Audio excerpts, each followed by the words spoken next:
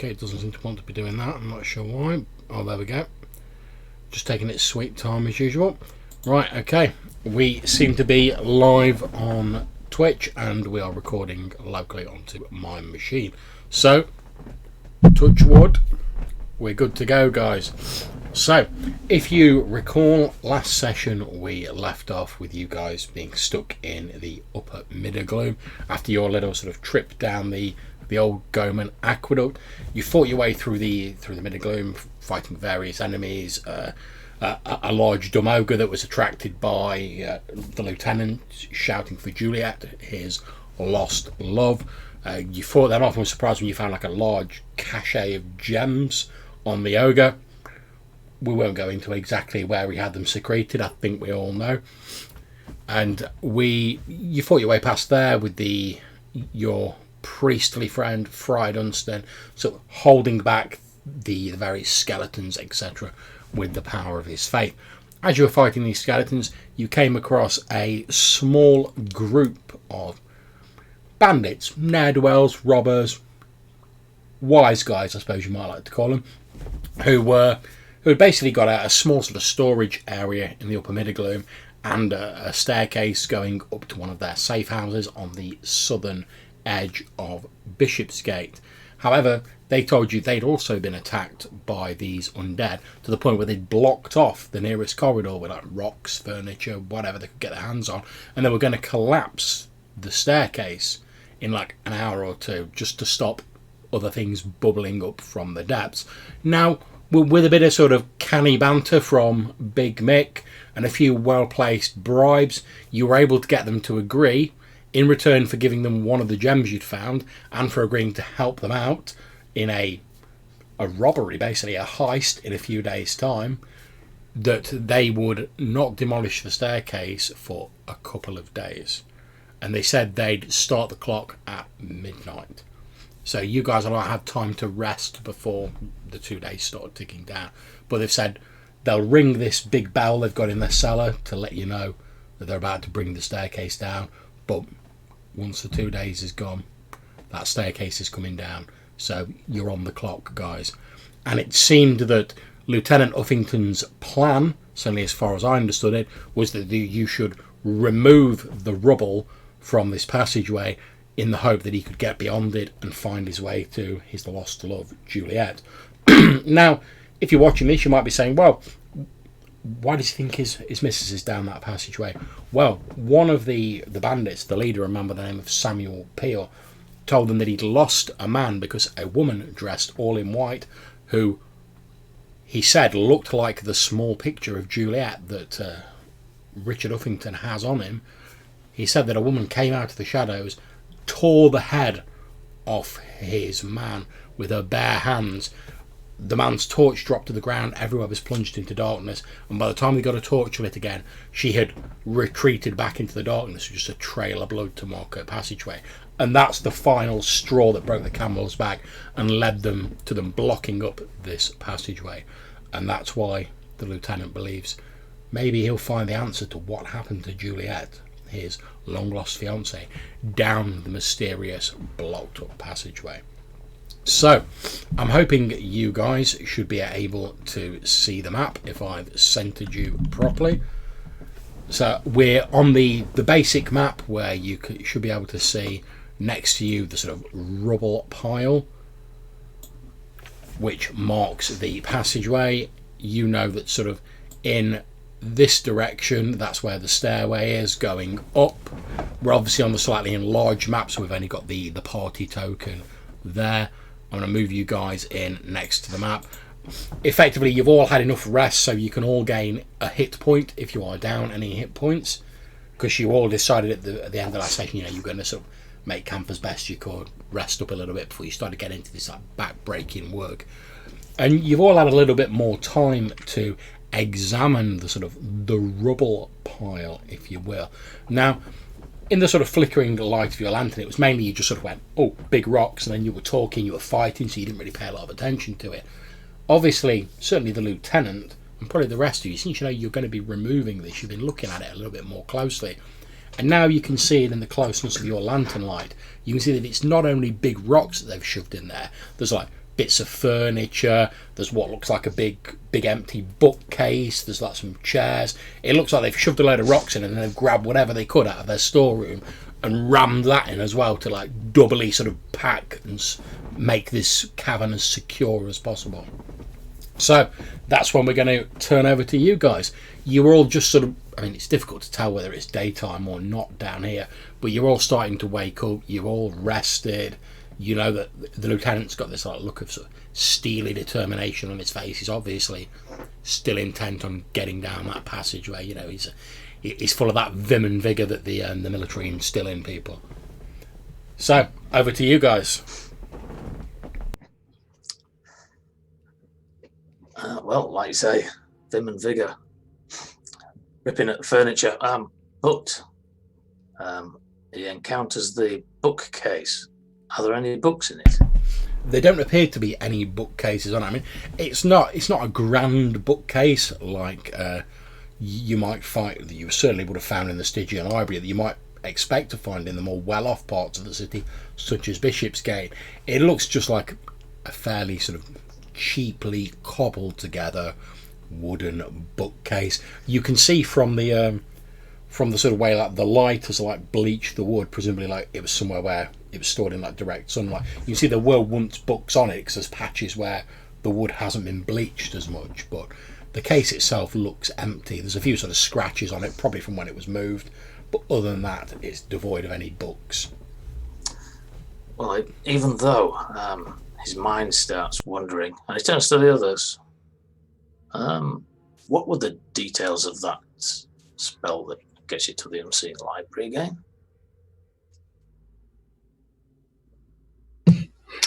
Didn't you just kill someone? Someone's been killed. Look. Near books. I don't see any books. Yeah, in a library specifically. I think that's the important bit. I guess it needs to be a library. All right. Or a bookstore, potentially. I would presume that might work, even. We'll have to try sometime. As you're all having this discussion, Fry Dunster, obviously you're all sort of like looking at the bookcase because the lieutenant's talking about it. From where you're standing, Fryer, you can see that, because it's tilted at like a bit of an angle, you can see that something appears to have been scratched like on the underside of one of the bookshelves. You can't really see it because it's like set in, it's like right at the back of it, but you can just about make out it looks like there's some sort of mark or something on it. Okay, so I will draw everyone's attention to it and move closer and try and read it underneath. Okay. If I can. It's a little difficult to see at the angle the bookcase is at the minute because it's sort of like wedged in with all these rocks on it and stuff like that. So then I guess I'll call on the lieutenant and we'll pull it out. Okay, so the two of you, Lieutenant, you grab hold of one side of it. Fryer, you go to grab hold of the other side of it, and as your hands touch the bookcase, they pass straight through it, Fryer, as though it wasn't there. Lieutenant, you grab hold of one side of the bookcase. Feels solid to you. But you can all literally see like the Friar's hands like go through it, almost as though he was a ghost. Whoa. Okay. That's not weird at all. Does my hand go through the rubble as well, or is it just the bookcase? Just the bookcase. Does it look like that writing's been written on or scratched on? Okay, you sort of look at it, and now you can see it looks just to be a little bit of graffiti. It's just like a common name that you might, I mean, maybe this was like a school library or something, you know, like a pupils that scratch their name on it like they do on desks with compasses at school. It doesn't look to be anything like particularly untoward. You look at it and it's got like John Smith like scratched on the bottom in like really crappy handwriting. Maybe someone's first foray into vandalism, who knows. Yet again I was thinking about something else we'd encountered the ink.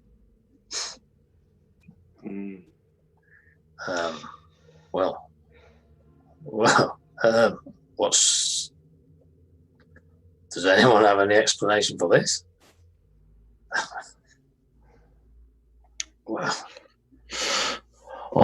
It's nothing to do with that sword, is it? Or that ring? Or that coat?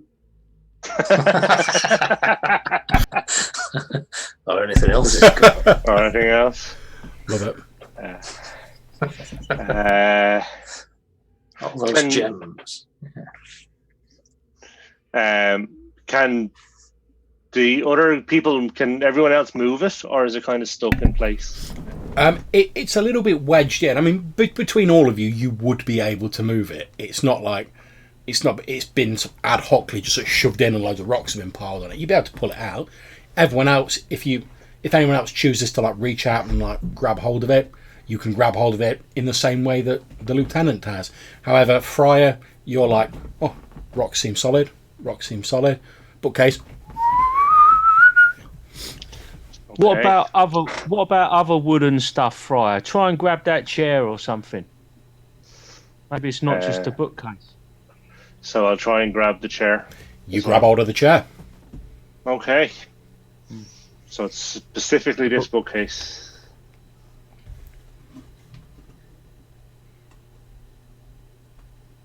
What about them devils? Is it anything to do with them devils, do you think? Because we dealt with them, but they didn't like you, did they? I don't know why. I'm perfectly likable. Not to a devil. I don't know. I'm at a loss to explain it. Why don't you take that coat off and then try it? Okay. Because you don't know what that does, do you? No, still don't. So okay, let me take the coat and the ring and the sword off. Okay. And try and touch it. So you take a step back. You know, you like shrug this quite comfortable like leather coat off. You take the ring off. You take the sword and the scabbard off.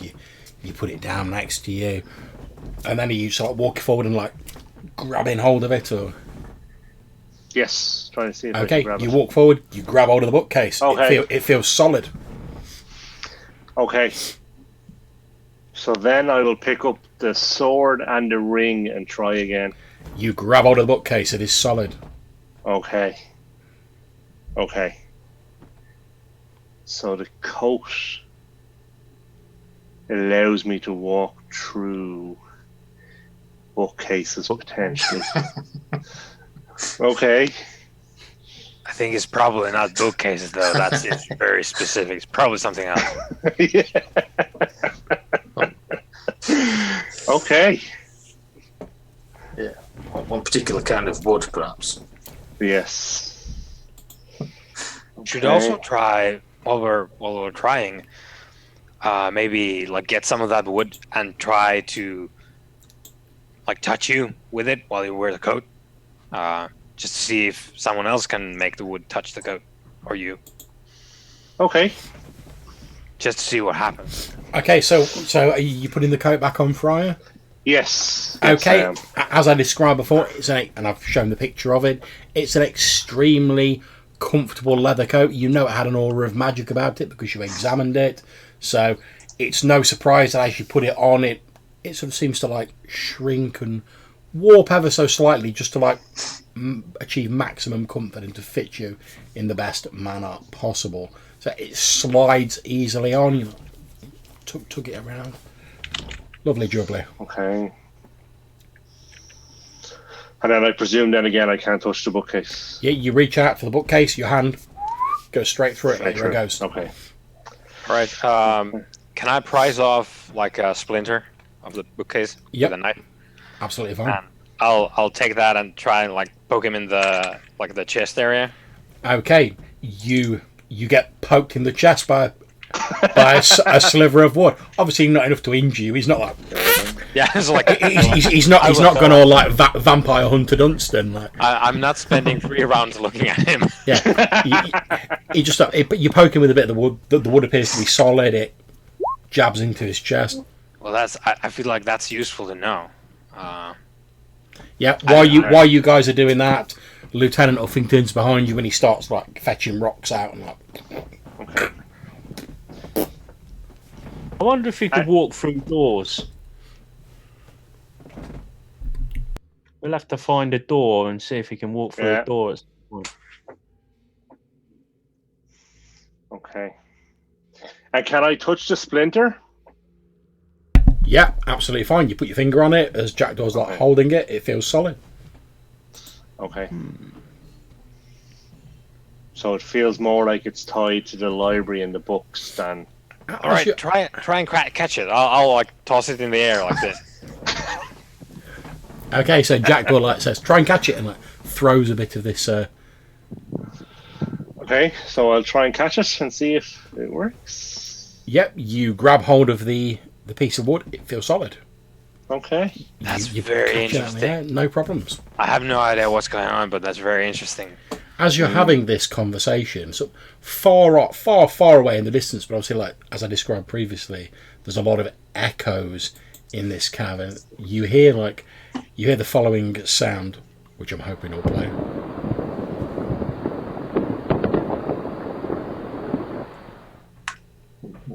It's difficult to tell exactly where it's coming from because sound, as you found out when the lieutenant was shouting out for Juliet, echoes strangely in the many twisting natural caverns here. But it sounded like maybe, parts of the ceiling have collapsed before in here. Maybe it was something like that. It definitely sounded like rocks falling But like I say, you can't really tell exactly where it's coming from. But behind us or the other side of the rocks, do we think? Okay, if you had to make an educated guess, Mick, you would say that it was sort of coming from somewhere like in from behind you, sort of like in this direction somewhere. Okay. But it sounded like it was quite far away. Like I say, it was very faint. It wasn't like it was right next to you or anything. Okay, I'll start helping the lieutenant clear out the rest of the stuff. Yeah. Okay, you all start clearing out. Now, bear in mind, this stuff is like sort of, it's jam packed in. It's probably going to take you like at least a few hours to clear it out. So, what I'm going to do is I'm going to, since the lieutenant's leading the sort of digging party, I'm going to say, Lieutenant, can you please roll me 2d12? Ooh.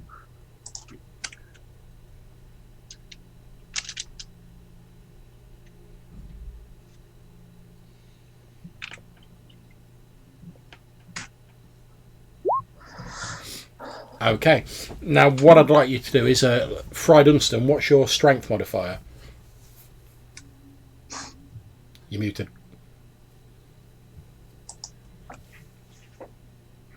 You're still muted, mate.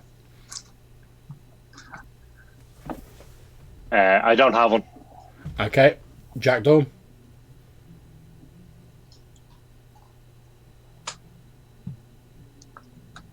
None. Lieutenant. +1. Big Mick.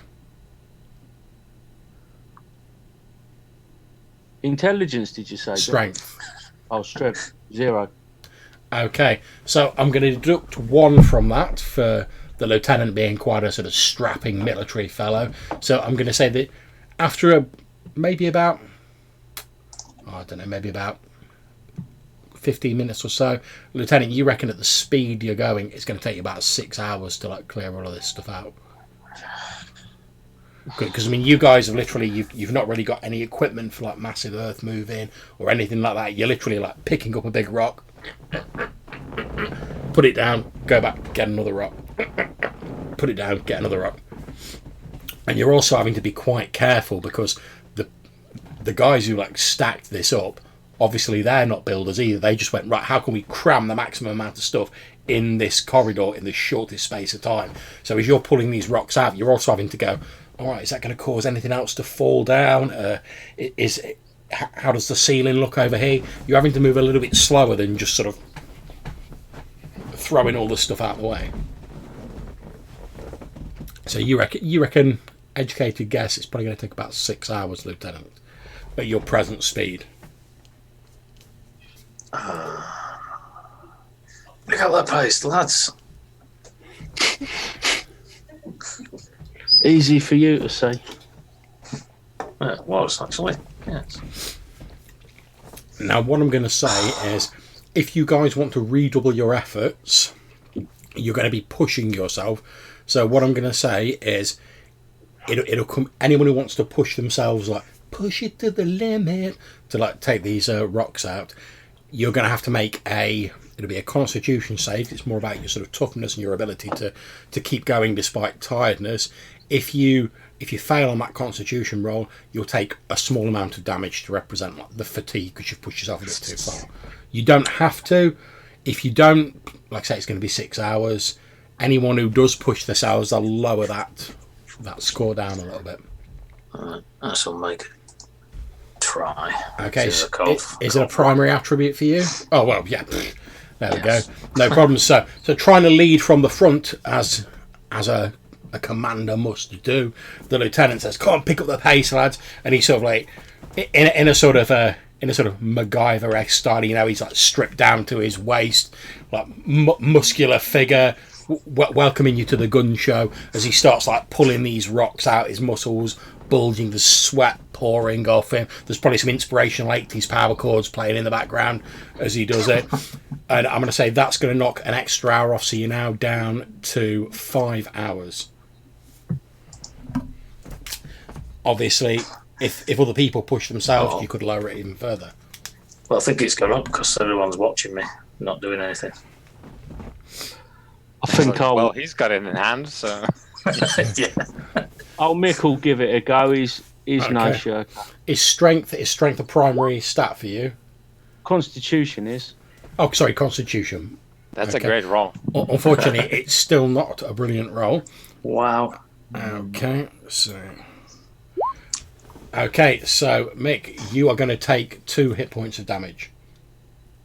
Okie dokie. However, you do still knock the time off it, so we are down to 4 hours now. However, it's not like I say like previously when you're picking up the big rock, you're not throwing your back out or anything. It's just you're physically starting to feel tired. You're starting to feel the pressure. I mean, as you said last time when you were running up and down the stairs all the time, I mean, this is probably the most exercise like Big Mick's had in a long time. He's just like wide butting it around like the slaughter ward. Whereas now you're literally in the cramped confines of a corridor trying to lift huge heavy rocks, sharp bits of wood. You know, you've got little nicks and cuts on you and sweat's pouring off you. You're starting to breathe quite heavily and you're struggling a little bit, but you are doing your best to keep pace with the lieutenant. I mean, he's a military man. He's been serving in the army for like however many years. It's not surprising, really. No, that's right. I'll give it a go as well. Okay, so make your Constitution roll. Okay, not a problem. So, obviously inspired by the lieutenant's efforts, Fry Dunstan folds his coat, puts it next to him, rolls up his sleeves, starts grabbing this stuff, like hauling it out, passing a few bits to like Mick and the lieutenant's passing it down. You reduce it down to 3 hours. It's going to take you. Okay, so are we going to push on with the 3 hour mark? Yeah, Jackdaw is not in any shape to help with the breakneck pace of the rock piling, so he's going to help by staying away and keeping watch.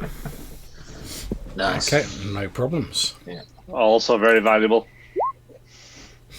Okay, so just to speed along a bit, 3 hours pass, but now obviously Big Mick, Lieutenant, Fryer, even if you've not taken damage, like Mick has, you are still feeling tired, so obviously roleplay that as you see fit.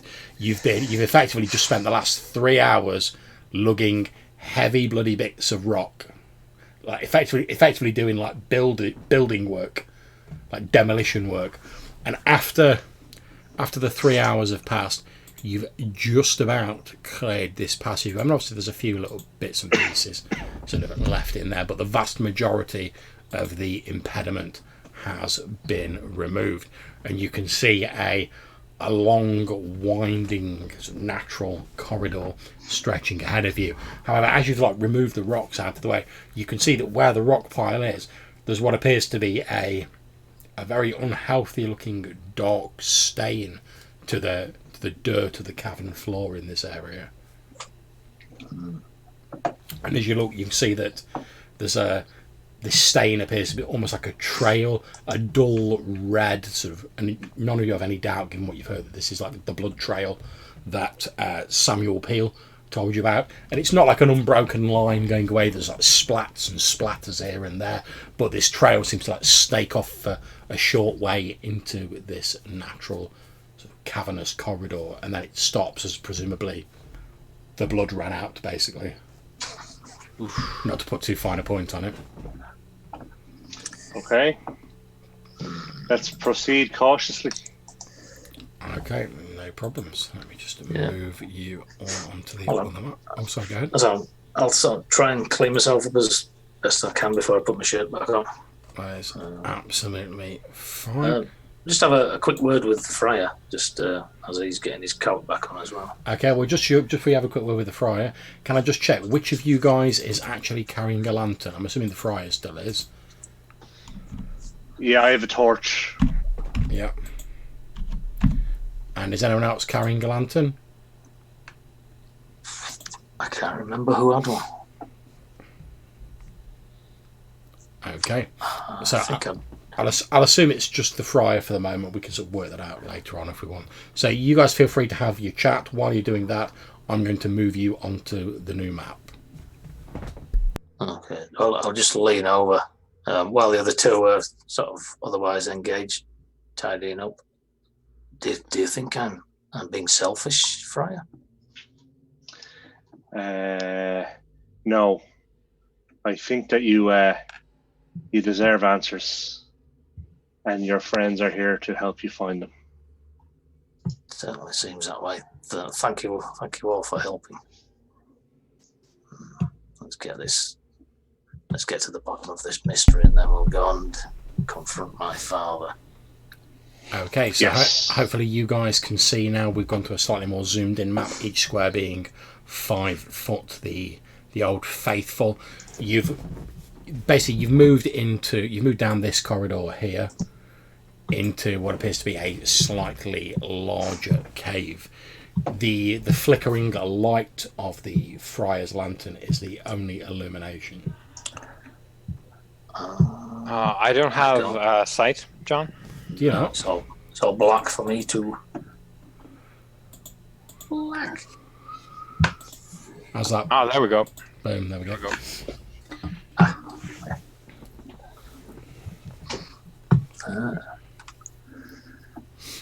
You can see Jackdaw and Big Mick. You're stood next to what appears to be like a natural sort of a column of rock, which is sort of like here, that stretches up to the ceiling of this cavern.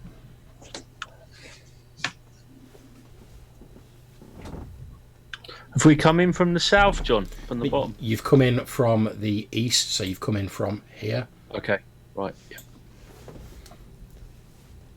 You appear to have... You've moved down this narrow, snaking sort of passageway, and it's opened up into what appears to be a much broader cavern. Can we hear anything, John? Is it like dry or wet or... Oddly enough, as you listen, you can hear not really any sounds at all. It's eerily quiet. In fact, the only sound you can hear as you're walking is like the of your own footsteps echoing around this cavern as you walk into it. You can see that Alan and Peter, your hirelings, for want of a better term, are sort of like looking around a bit nervously. Yeah, like Peter under his breath, he's like, "Don't like it. It's too quiet." I don't much like it myself. I can change that.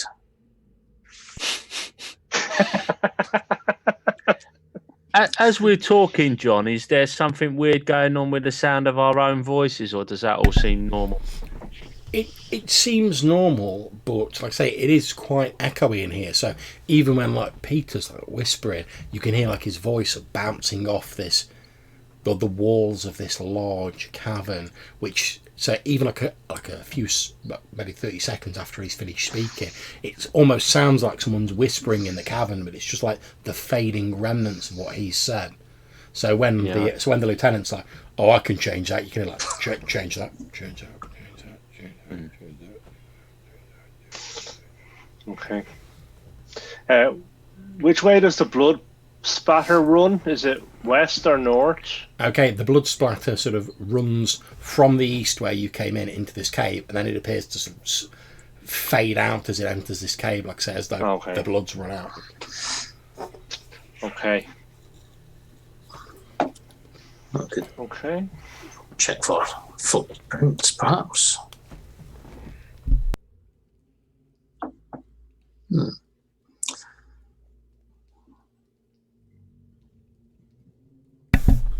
Mick, as you're sort of like looking at this rocky column, as I described previously, you're sort of peeking around. You can't really see behind it because like the lantern light doesn't extend there.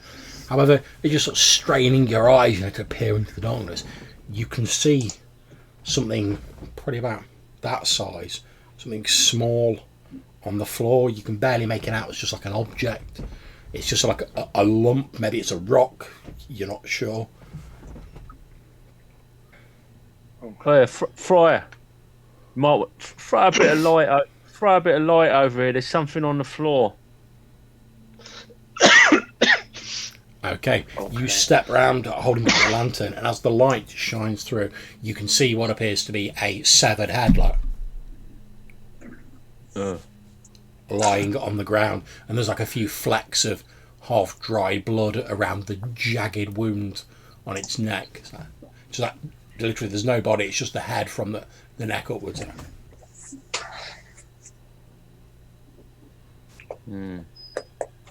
It looks to be a young fellow.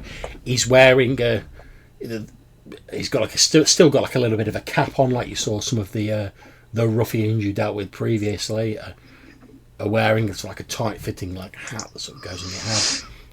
He has a look of absolute terror and shock on his face. The eyes have rolled back slightly, and he is very, very dead. Okay. And it also looks like there's another passageway here.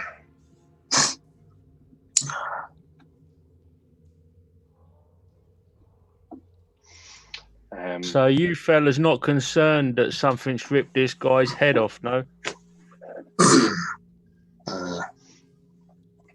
Well, I wasn't until I saw it.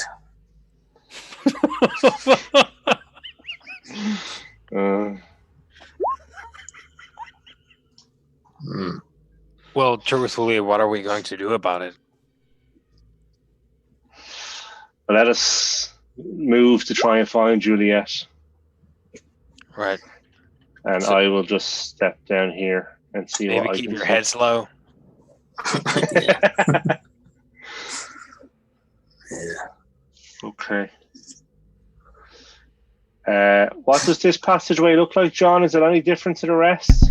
As you start moving down, at first it looks absolutely the same.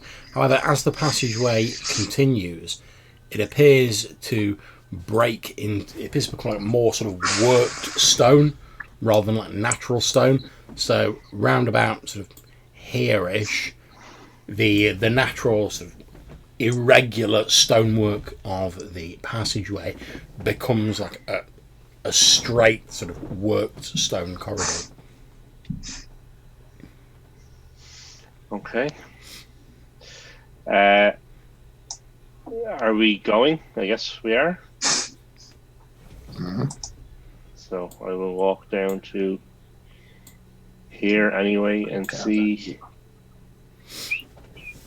Okay, as the friar starts walking into the corridor, obviously the lantern light becomes increasingly restricted, and those of you who are sort of on the edge of it, or beyond the edge of it for the lieutenant and Jackdaw, find yourself sort of plunged into a flickering half light, half shadow.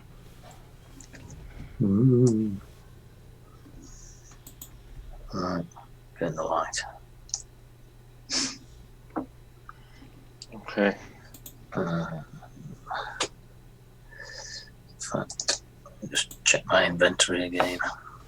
Check my pockets.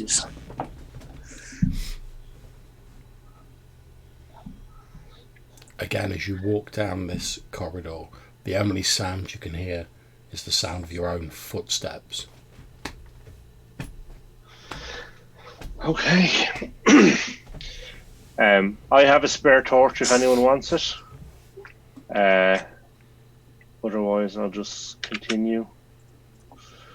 As you're saying that, Alan's like, yeah, I wouldn't mind one if no one else wants it.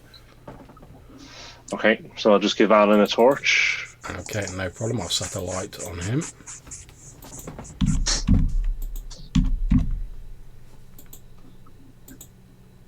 There we go. Okay, that will help. Now, what do I see in front of me? Is that a door? It is indeed. As you head towards what appears to be the end of the corridor for all intents and purposes, you can see what appears to be a large, old, sturdy, heavy-looking wooden door in front of you. Okay. Maybe you'll be able to walk straight through it, Fryer. Maybe. Yeah. So, I'll certainly walk up closer to it. Okay. And I'll try and push on it and see if my hand goes through it or if I can touch it. Okay, you put your hand on it, you feel a solid wooden door in front of you. Okay. Is there a keyhole or any form of locking mechanism? There does not appear to be a keyhole. You can see that it looks as though, from like sort of the wear and tear on the floor, it looks as though this door has been opened a little bit. You know, it's got like a groove where it's been opened. However, you can see that it looks as though the wood is quite badly swollen. So you think like you'd have to give it like a good hard like pull or push to open it. You want to get the crowbar on there? I've got an idea. Scratch John Smith on it and see if that makes any difference.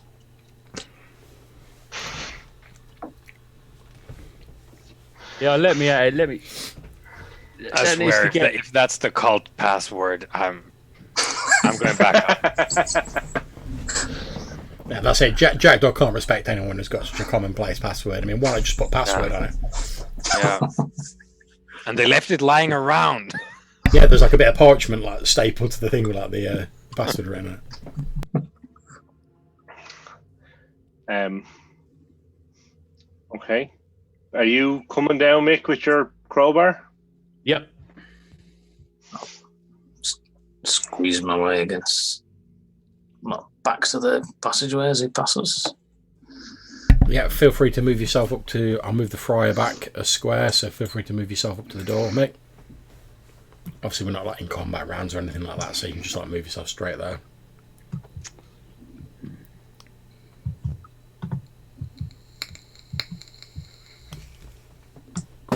So what's the plan then, Mick?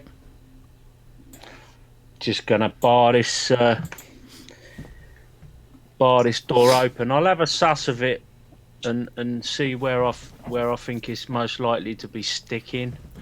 Okay, you think what's happened is the wood has expanded ever so slightly just for the general sort of dampness of the surroundings in these caves. I mean, you know it's been raining and snowing heavily recently, and obviously water flows downwards, so presumably it's been getting quite damp in these caves and it's caused the wood to swell a little bit, which is what's causing it to stick. I mean, you're pretty sure you'll be able to like wedge your crowbar in it. I mean, it's not going to be a quiet job though, because you're going to have to like... Yep. Yeah, which leads me to believe she didn't come this way. Which is a good point.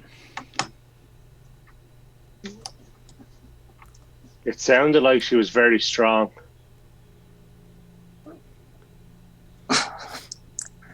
Well, You're right. You're not wrong. I'll just have a go at it anyway, John. See if I can prise it open. Okay, I'm not going to make you make a roll for that. You've got the relevant tool to do the job.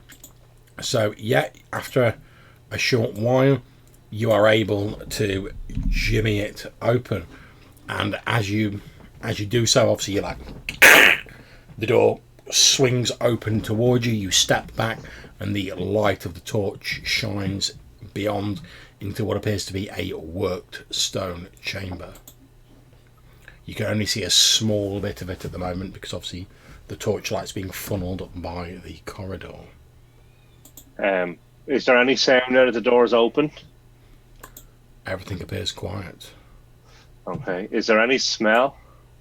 There's a slight sort of musty, sort of old smell, a sort of dusty smell in here. Okay. But what can I see in the light there, John?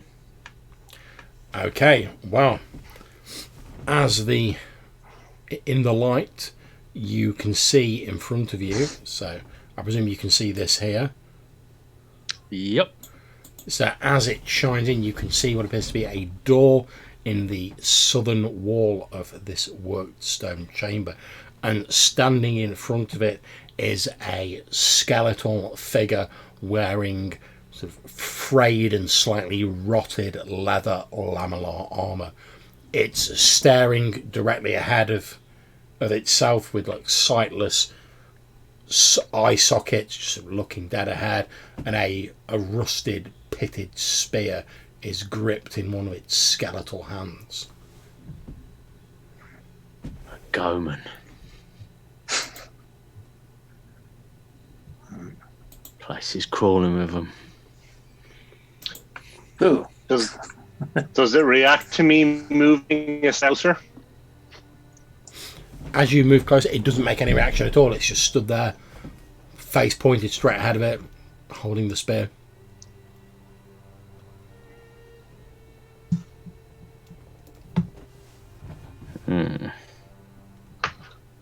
I'll whisper to Mick to stay where he is, and I will move forward to here and see what I can see. Okay, so you move forward in the north wall here. You can see what appears to be an archway. It doesn't have a door in it, but it's quite clearly a worked stone archway. It looks as though there was once probably some fanciful, perhaps Goman, if Mick's suspicions are correct, sort of carvings around it, but they've long been worn away by time and the damp down here. You can also see another doorway in the southern wall here, which has a similar skeleton in front of it. That skeleton also makes no reactions as you move around with your lantern, Friar. Okay.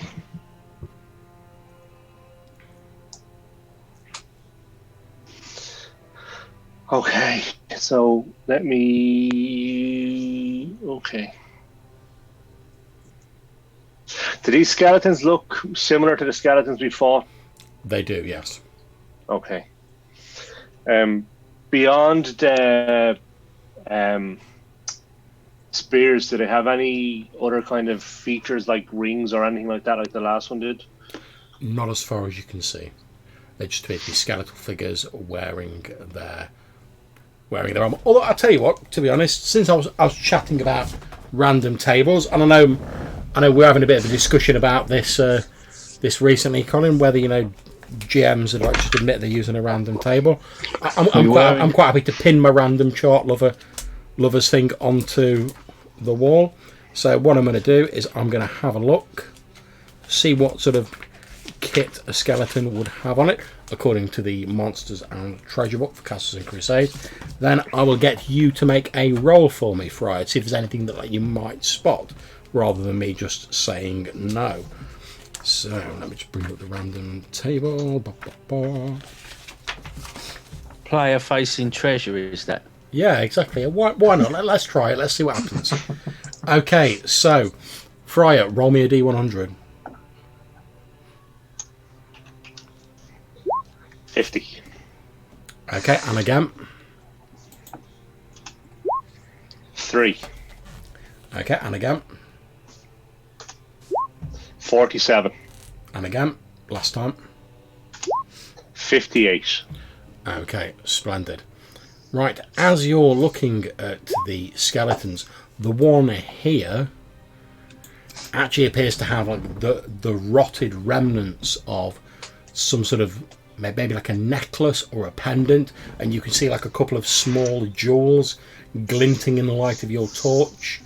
It looks like it might have once been like a torque or something similar with like jewels studded into it, but obviously like the leather thonging's starting to decay. It's like hanging off this skeletal body. Okay.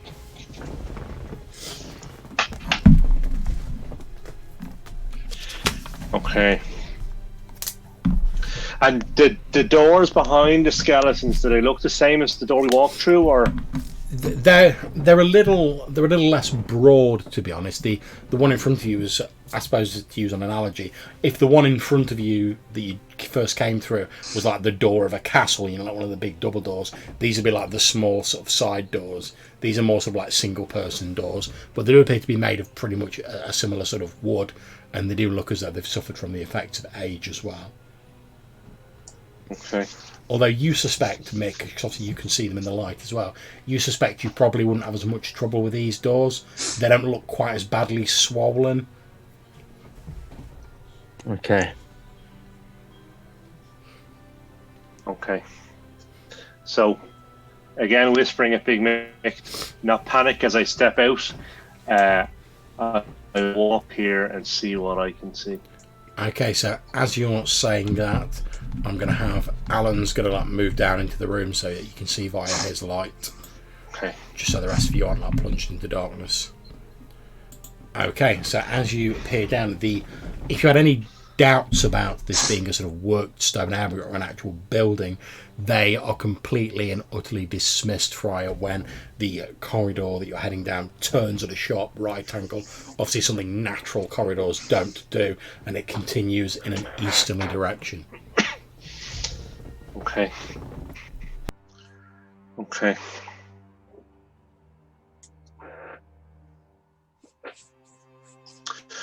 So I will come back here and suggest that these skeletons are obviously protecting these doors. And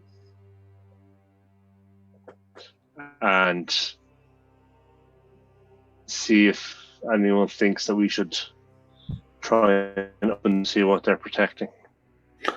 There's going to be something important in there. There's going to be some loot. There's going to be some treasure in there, or I might have mistook. Okay. Okay. He's got something So hanging then- around his neck as well that looks valuable. Yeah. So I suggest, Lieutenant, that you take this guy here, and I will take this guy here. And if we try and strike them at the same time, see if we can take them out before they animate. If that's what you want. What could possibly go wrong? Nothing. So May rip your head off.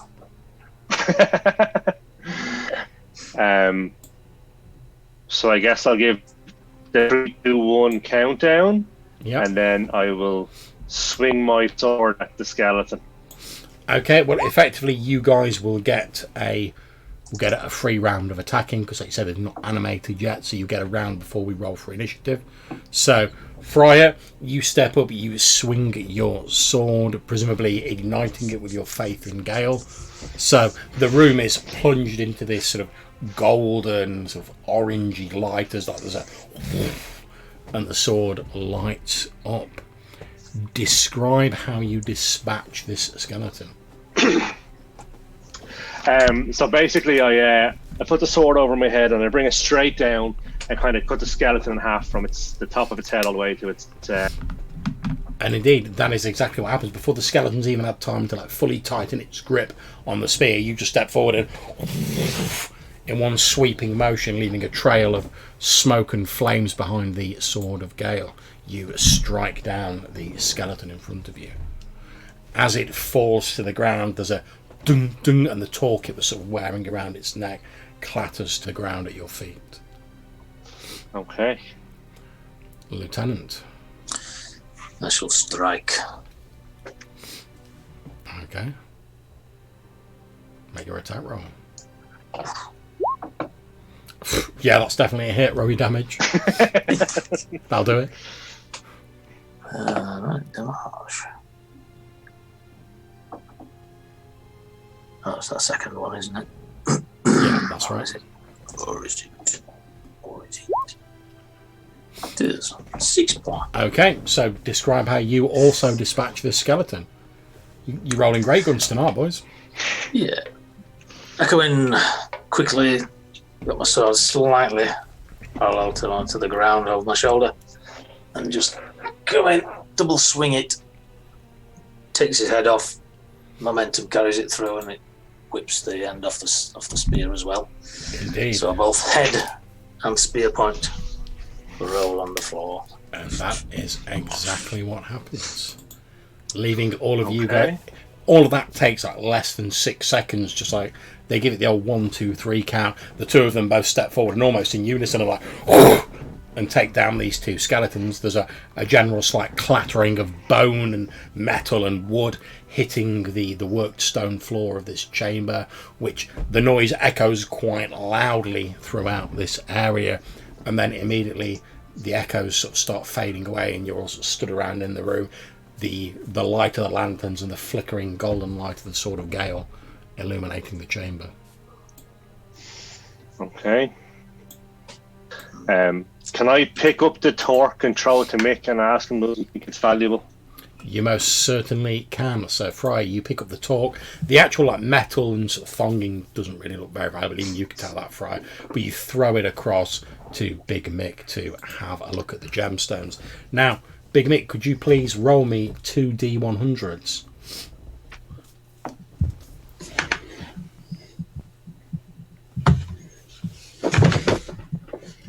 Again, player facing treasure. Let's see what these gemstones are.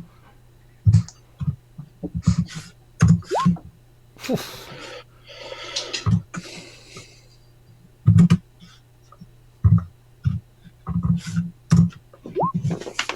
72 and a 64. Okay, so you lift up these 2 gemstones, and they're the same sort of gemstones. They appear to be moonstones. They're sort of spherical, smooth stones that have this almost pearlescent white, sort of strangely sort of ethereal sort of colour to them, and they seem to shine in the flickering light of the torches.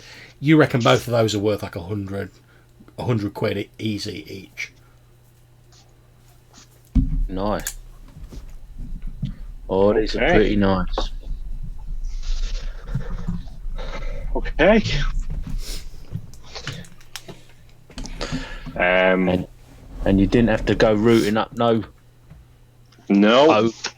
troll's arse either. Do you want to try and open one of these doors first, Mick? I can do. As you say that, there is a loud and both the doors fly open. Okay. Or not. Run away! Okay, and you see 2 of these skeletons rush into the room. Now, they're not going on surprise, obviously, because they've just like kicked the door open, so you're not surprised when something comes through the door. So we are going to go on to initiative. So, as you know, guys, it's the classic D10 roll. So 5 for the NPCs, 4 for Mick, 8 for Fryer, 2 for Jackdaw. 2 for Jackdaw, And so 5. 5. 5 for the lieutenant. Have you rolled again, Mick, or? No, that must. I think I tried to move the dice chart out of my way. Oh, right, okay, no worries. It's easily done, man. Okay, so we're going to start off with the Friar. So literally one of these skeletons is up right next to you, Friar. So they've just come clattering through the door with their spears held up. These ones are Okay. obviously animated. So I will just swing at this one beside me. Okay, go for it. That is a hit. So describe how you take down this skeleton. So almost identical to the last one. Beside pulling it down, kind of using it to kind of batter it into the ground. Okay, absolutely fine. You smash this skeleton in the ground before it's had time to lift its spear. So we move on to the lieutenant. Right. I shall move on to this one over here then, in that case. Presume I can step that far. It's not a huge room, is it? That's absolutely fine. It's only like sort of 10, 15 feet at most, so yeah. Alright. Bash its spear to one side and try and cut it into little pieces.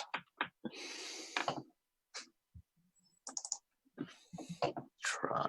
Come on. Long sword. Oh, I miss. Okay, you swing your longsword at this skeleton, but unexpectedly, it rather sort of, almost in like a military fashion as far as you're concerned, Lieutenant, it takes a step to one side, it brings up the sort of the haft of its spear and just sort of like deflects the blow, so your sword runs down the length of its spear rather than striking against its skeletal frame. Oh, I appreciate that. In some strange way. Yeah, Well, yeah. All right, the rest of you probably find it a bit bizarre. The lieutenant gets parried and he's like, "Well, good move, old boy," to this skeleton. Obviously, the skeleton doesn't give any response, but and only you really see this, Lieutenant. You're sure that when you say like, "Oh, good move," perhaps it's the flickering of the shadows. Maybe it's your imagination. I mean, you are quite tired. Who knows? You're sure you see it sort of like its head like inclined slightly as you say that. Okay, so however, none of that stops it from attacking. So let me just make an attack roll for it. So,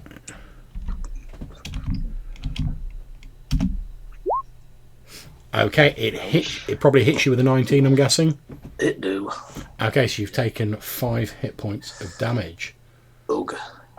So make sure you mark that off on your sheet. As the skeleton, it parries your blow, it very smartly sort of like reverses the spear in its hands and then drives it into your shoulder blade.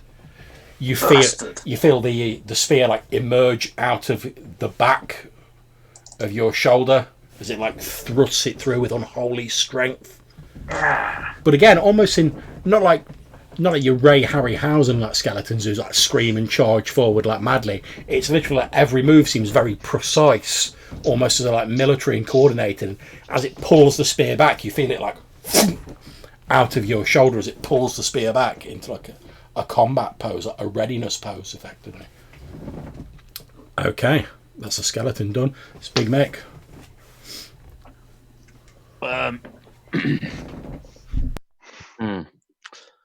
I will. I don't think I'll. Will I? I won't get there, will I? From here.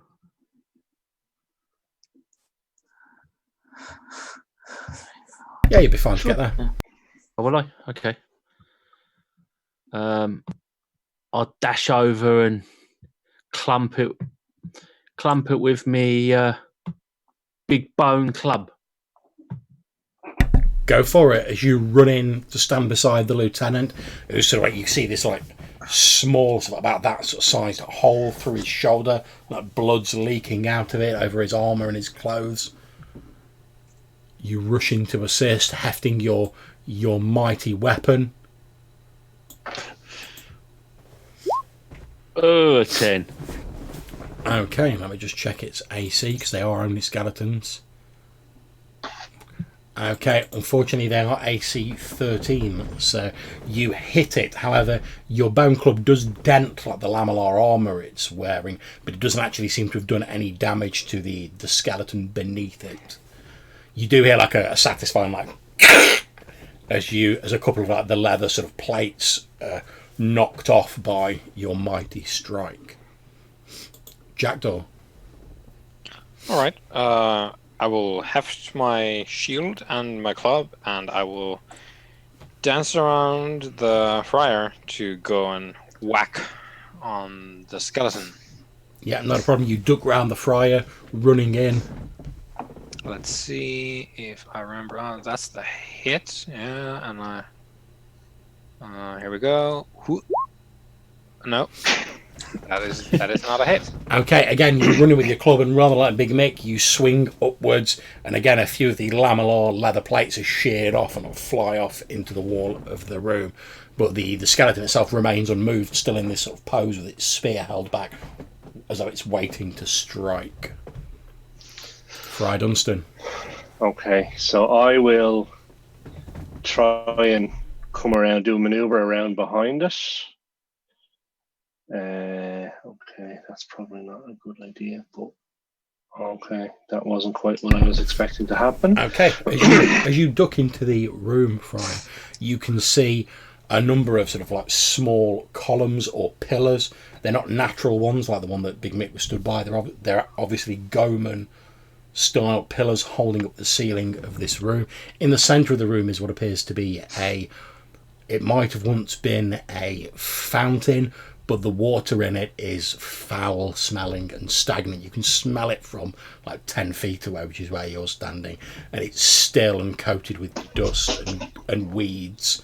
You can also see another skeleton that appears to be like moving. It's in the process of moving towards where the sound of commotion is coming from, i.e. where the rest of your group is. And you spot it sort of moving across, sort of marching across this chamber as you head in. Okay, so not expecting to have seen this door here or the skeleton, I will step forward here and strike the skeleton. Okay, no problems. Make your attack roll. Poof. Okay, it's not enough to kill. It's not enough to kill it, unfortunately. However, it's sort of on its last leg, so you step in, you deliver a vicious overhand arcing swing with your flaming sword, sort of shearing one of its arms off and like a huge chunk of its pelvis. It's like leaning quite badly over to one side, but it's still holding its spear in one good hand. And as it sort of steps forward, there's a brief moment of quiet, and then from this sort of direction, Friar, you hear this.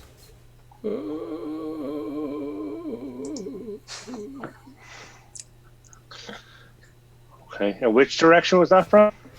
It's coming from the southern end of the room, from sort of this direction. Okay, so we move on to the lieutenant. You're stood shoulder to shoulder with your comrades at arms, Jackdaw, the assassin, Big Mick. There's a skeleton in front of you. It's still dropped back into this waiting pose, holding its spear back. Well, it's outnumbered now, so I shall strike it down while it's thinking about what to do. Or I won't. I shall miss again. Okay. It's good. Okay, you swing, sort of like aiming for its head again, hoping to sever its head. And as you do it, at the very last moment, it ducks down, sort of like a maneuver that like a normal person wouldn't really be able to do. So it wouldn't be able to like bend their neck that far, but obviously it doesn't have that problem. Its skull literally just goes like 90 degrees, and your weapon clatters into the wall next to it. Okay, so the NPC, it's going to attack you again, Lieutenant, because you're the one posing the most threat at the moment. Okay, I'm guessing that doesn't hit you. AC 8. Nope. So it thrusts its spear at you again in pretty much the same sort of robotic motion it did previously, but this time you're ready for it and you catch it on your own sword and sort of flick the spear blade to one side. Okay, Big Mick. Okay.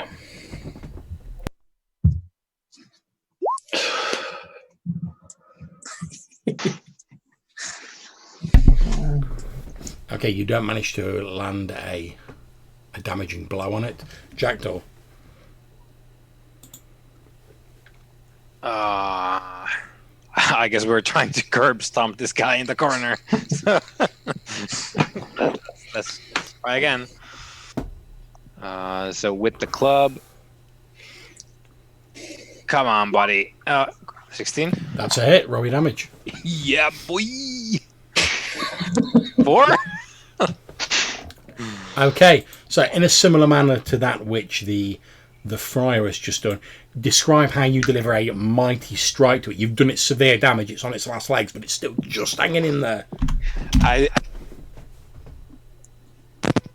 Well, let me just pull out my audio cord there. I think you were just going for like a dramatic silence like before the sort of description. Yeah. It's like I stare at it and it falls apart.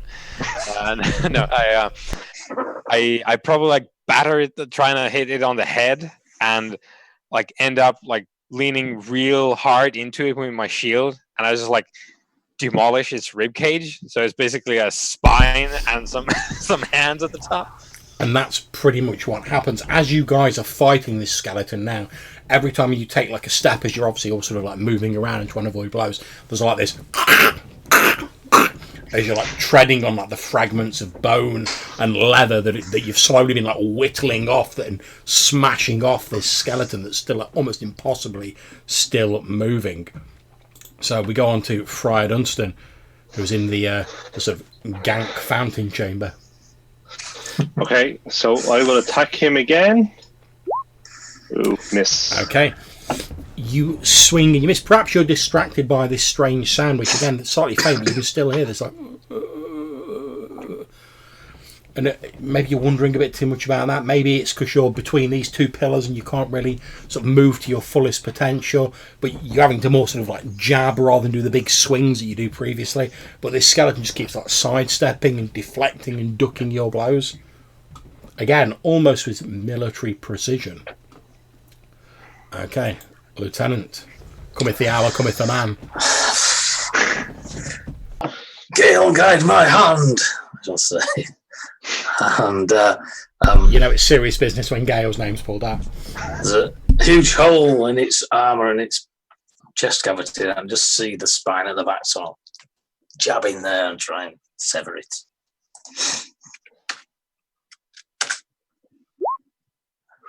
Nice.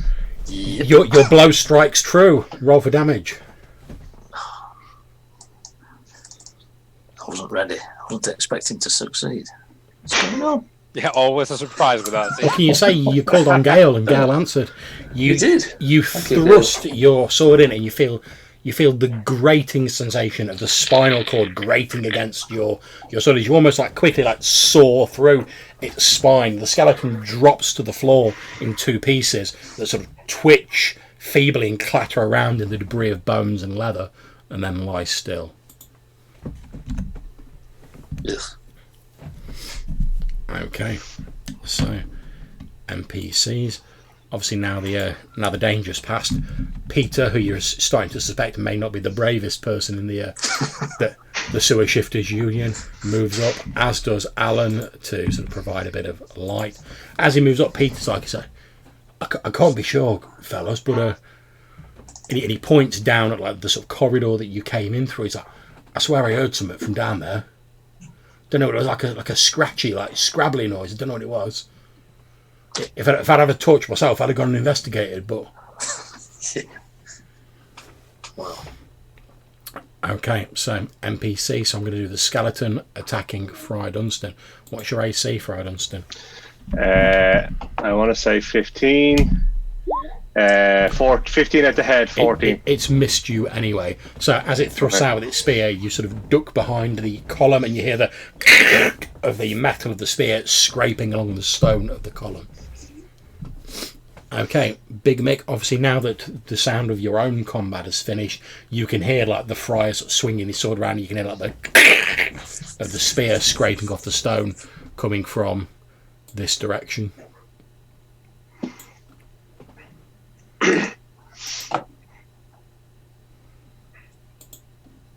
As you head into the room, you can see the friar so between these two columns, and you keep seeing this spear being thrust out with skeletal hands holding it. You muted.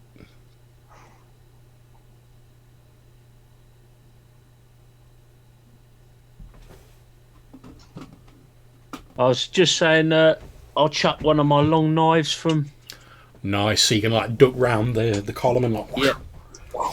Yeah, go for it.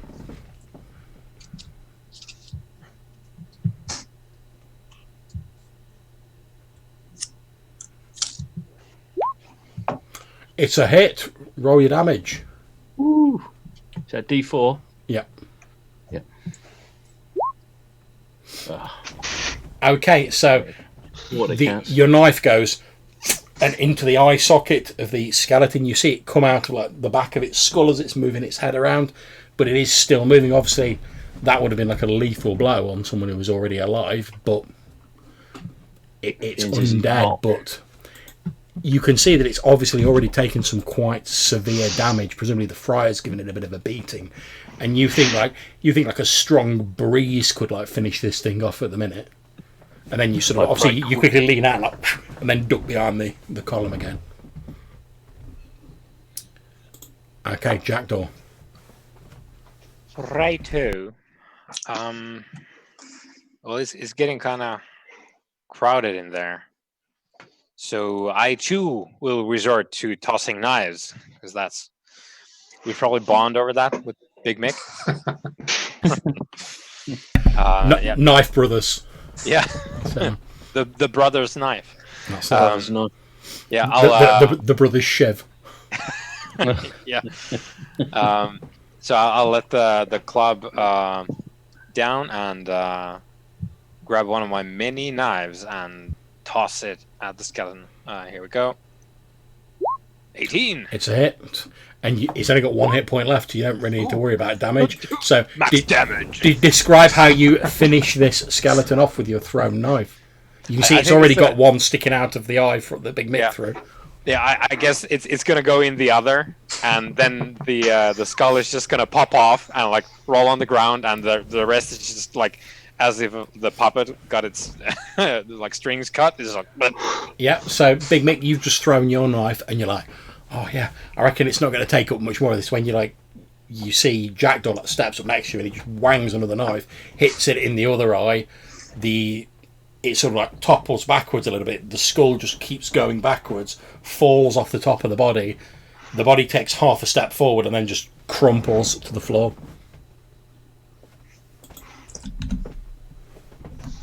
Okay. I'll get Big Mick, like put a hand on his shoulder. It's like, that was an excellent throw. Thank you very much. Yeah. Yeah, we Not should, too bad yourself. Yeah, we should do the rounds at the bars. Knife tossing, some bets on the side. Yeah, I think it was a bit of a lucky shot on my part, though, I must say. Don't push yourself down. There's other people to do it for you. Okay, so Big Mick, because obviously you're in the chamber, Jackdaw sort of still stood through the door, but the door's open, so you're like chatting through like the doorway. As you're now in the room with the friar, as Jackdaw finishes talking, you can also, Big Mick, very faintly from the south of this room, hear this.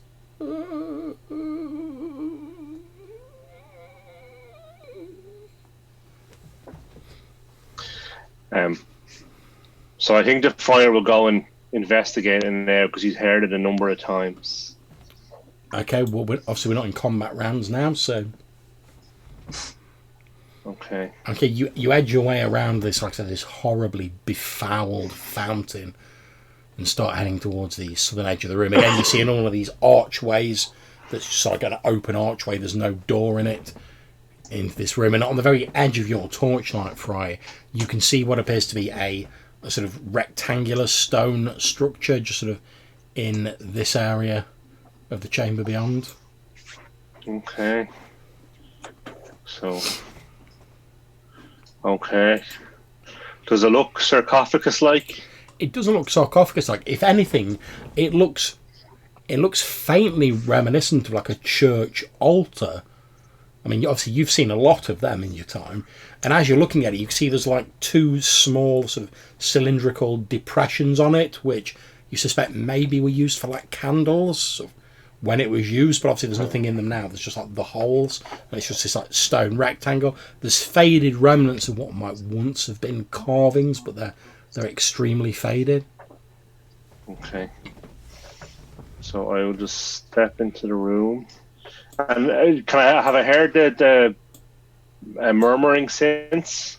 Yeah, the murmuring sound appears to be coming from the air just in front of the altar. Okay. And as you're in the room, you can hear it much louder. It's like...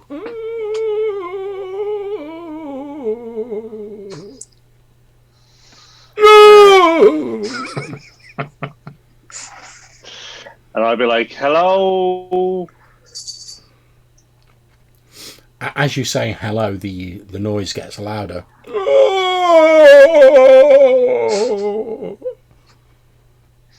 Okay. Can I step up here and examine the altar? Yeah. As you step forward towards the altar, the temperature appears to drop rapidly. Goosebumps stand up on your arms. The hairs on the back of your arms stand on end.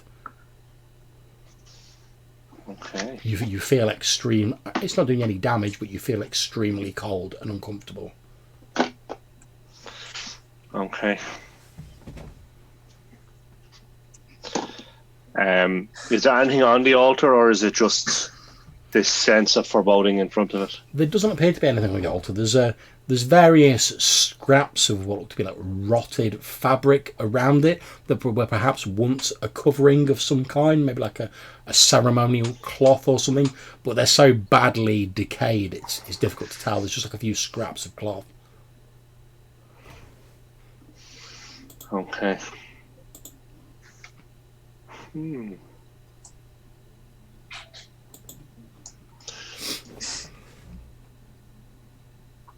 Is this something significant here, or is it just a... No, it's just a wall.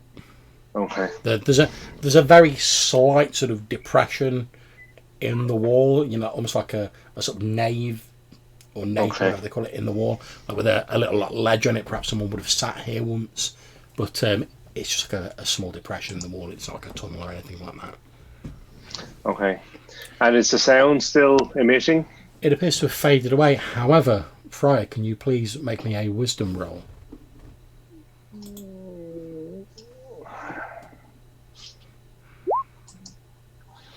Is wisdom a primary stat for you? Yeah, yes it is. Okay, so as far as you're concerned, Friar, you pass out. Okay. Okay, so as far as the rest of you are concerned, Jackdaw, since you're the nearest, as you watch, you see the Friar comes walking out of the room. He appears to be making his way back in the direction you came from, but he's just like, look, he's walking very quickly, almost like marching quite quickly. His eyes are sort of like focused on the area ahead of him. Friar, where are we going? 'Cause obviously, I can see he's in a hurry. So, Do you speak Latin? I don't know. I don't remember if that's one of the ones that we. Well, roll me a d6.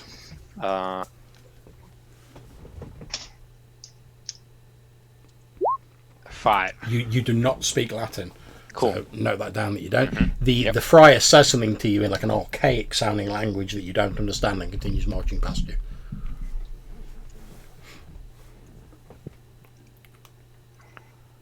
I'll I'll sort of loud whisper to the other room. Okay, Friar coming through. Something's up. And I'll like follow him to the door. Okay, so Lieutenant and Big Mick, you see the Friar come marching through the door. He's got a very sort of focused and determined look on his face, and he's moving at quite a pace. He's almost like, let's say, power walking almost, the speed he's moving at.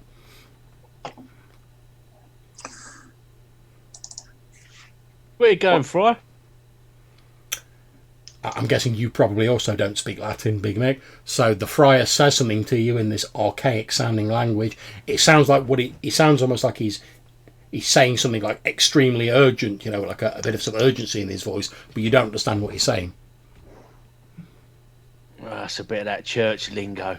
Yeah, you'll have no doubt heard Latin in church ceremonies, but like most common folk, you just tend to pick it up when the hymns come on. You don't really worry too much about the exact wording. So the friar marches between the lieutenant and Big Mick. He's obviously heading towards the door. Would I remember any of it from my college days? I wonder. Roll me a d6. It must be worship o'clock.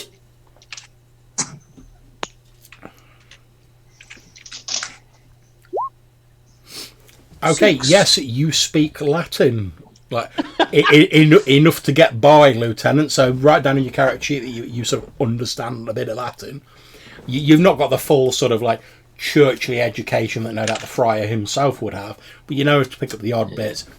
Pigeon Latin. Yeah, exactly. You're not 100% sure, but you think the gist of what he said to Big Mick is that we need to leave this place immediately. But then he starts marching down the... He says we should leave this place immediately, was translation, I think. Oh, quickly. Now. Peter Sturridge is like, what the fuck's all this about? Yeah. He's like, Mick, Peter's like, Mick, what's going on? What's occurring? I think the friar's forgotten to say his prayers or something, and he's all about leaving in a hurry. He's like, wow. So them church folk, they do have some funny ideas, don't they? Oh yeah, especially this one. Yeah, well, he doesn't appear to be himself. What happened to him down there? How do you mean? Anyone? Well, how do you mean? He's never spoken Latin before to us, and look at his eyes. Well, it's probably some festival or something. As the friar gets to the end of the worked stone corridor, he's starting to head back into the natural caverns. He suddenly stops. He stood upright. His body appears to convulse, and he lets out an ear-piercing scream, and what appears to be a thin cloud of vapour pours out of his nose and mouth. It hangs in the air. This screaming continues, but it's coming from the cloud rather than the friar, and then the cloud disappears. Friar, you as far as you're concerned, you passed out. You suddenly wake up, and you're stood looking back into the cavern that you came here from. You've got no idea about the intervening time. As far as you're concerned, you were like, oh, there's an altar there. All right, I'm somewhere else. Whoops.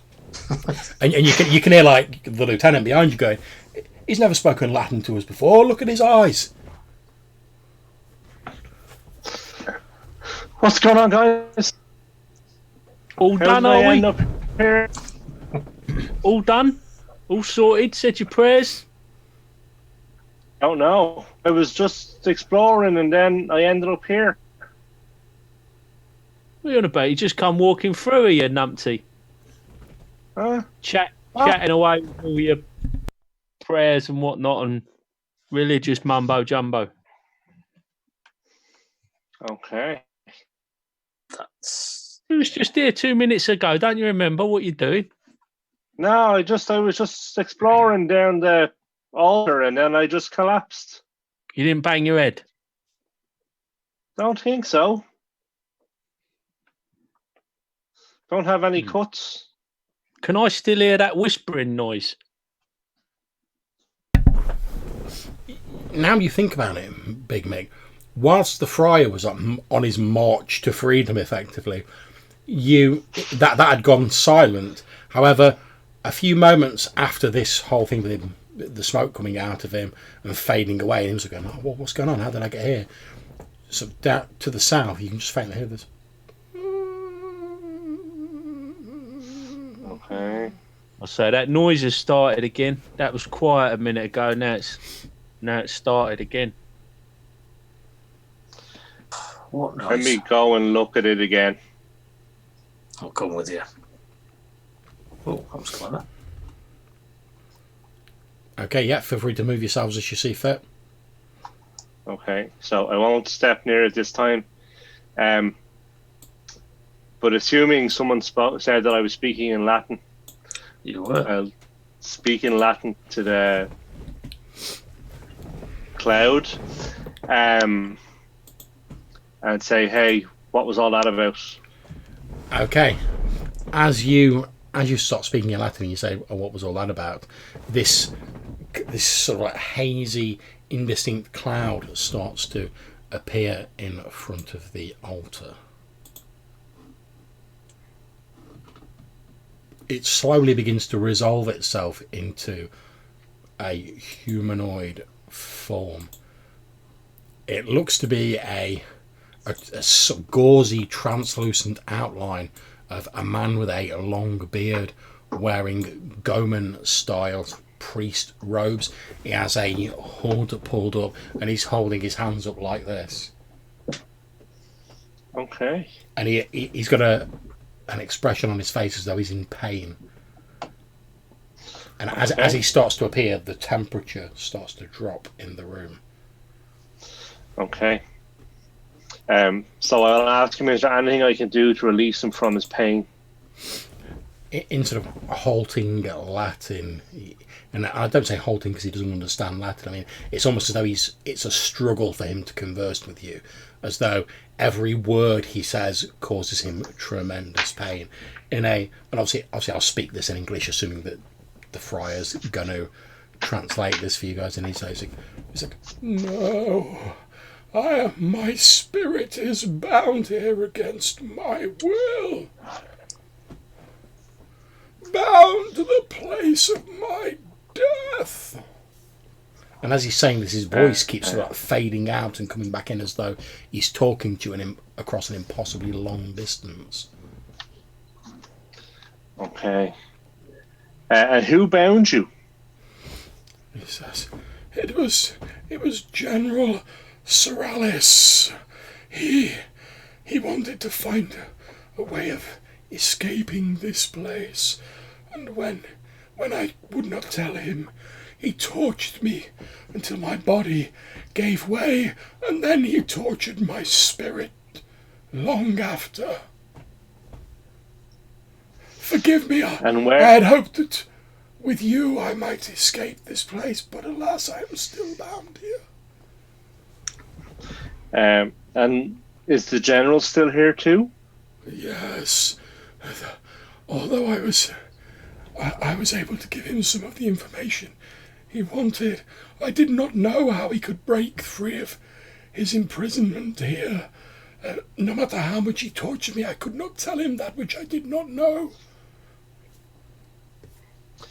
If I knew, I would have told him so that he would release me. And where is he? There is a staircase that leads down to a lower level of the temple, where we once had our greatest shrine, where only the elect priesthood could go. That is where the general was bound, and that is where he remains even now with his new companion. Talk to me about his new companion. I do not know much of her. A woman. A woman not of my time. With long flowing hair. I'll just wave the amulet in front of his face. Oh, that is her. That is the very image of her. And he holds a hand out towards the locket, and as his hand gets near yours, holding the locket, Lieutenant, again you feel the hairs like rise up on the back of your arms as the temperature drops a little in that vicinity. His hand stops about a couple of millimetres away from it, as though he can't actually touch it. But he carries on talking in Latin with the friar translating. He goes, "Yes, that is the very image of the woman herself." Okay. And do you know of any way that we can kill what's left of the general and his companion? What? Yeah, I won't translate that part.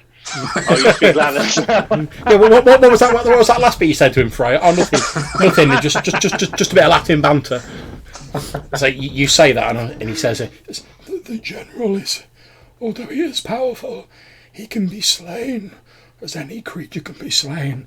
Those who bound him here believed it crueler to leave him to languish here for eternity than simply to slay him. But he cannot leave this place, and his power over his creatures is limited beyond the bounds of these walls. Those who bound him here thought it amusing to bind him in this ungodly form in a place that was once holy to us." And if he died, would his creatures be released from his binding? I do not know exactly. All I can tell you is that he wears 5 jaws on his helmet. The life of each of his inner circle who were trapped with him is bound to those gems, and it is through them that he may see through their eyes, and their will is his will. Okay. Please, I beg you, find a way to free me from this torment. I've been here for thousands of years. How long has the general been here?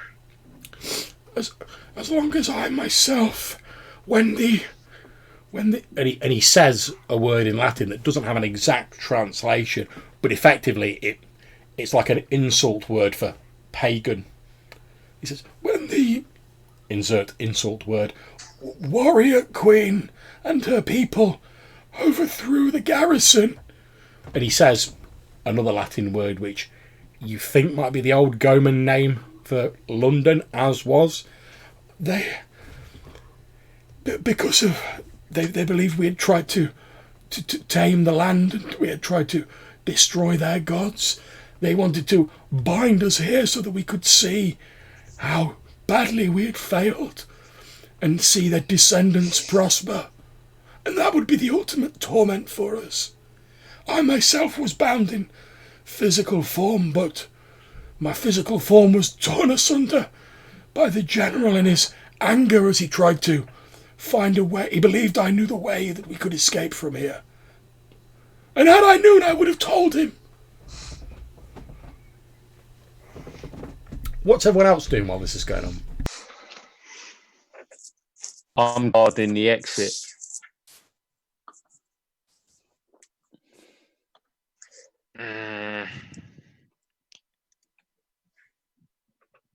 Yeah, probably just listening also to because we know that stuff lives down here.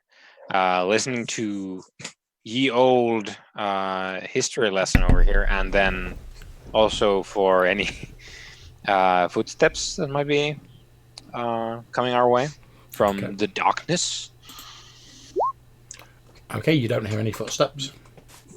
But obviously you guys, so Big Mick, Jackdaw, you're on guard. Obviously the lieutenant and via the friar, that they're sort of like questioning this unquiet Goman spirit. But the two of you, basically what I'm saying is you guys won't be surprised. If something does attack, you guys are ready for it. So good job, guys. No surprise encounters for you. Cool. Okay, so back to the ghost chat. So where is the stairs? He points basically sort of to the northeast, so sort of like over in this sort of direction, and he says, if you pass through the door there, you will enter one of the gathering chambers. There are 4 pillars. If you continue through the door there is an archway in the north of the room that you will find beyond it, and then there is a corridor with a door at the end of it, and another room past that room, there is the staircase heading down. Is there many of the Roman soldiers left? Alas, I do not know. I can normally not leave this chamber. It is only when I... And he looks almost a little bit ashamed, sort of holding his head down low as he says it. It is only when I... And he says a word in Latin that, like, you don't understand. Obviously, there's like a modern equivalent of it, because you know modern Latin. He's talking like old-ass Latin. It's only when I was with you that I've been able to leave this chamber. And you can see, as he's saying this, occasionally his outline sort of flickers and fades away and then comes back. And the look on his face is getting ever more pained, as though it's like a considerable effort for him to stay visible and to converse with you. Okay. So I will tell him to go and rest, and that we will do what we can to slay the general, in the hope that will release him from his torment.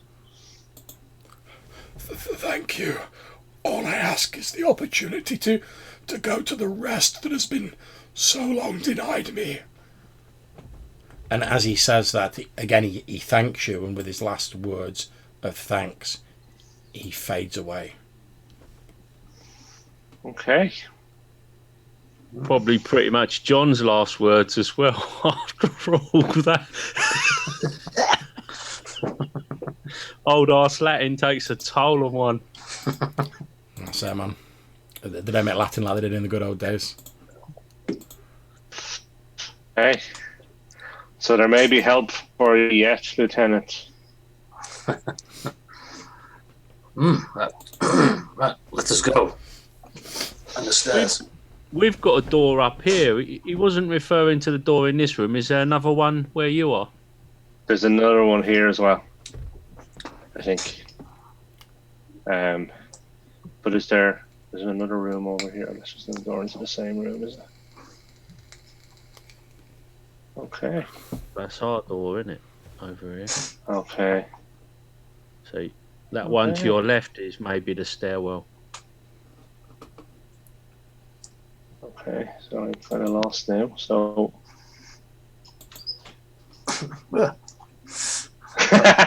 Sorry about that. I'll just come down so we can.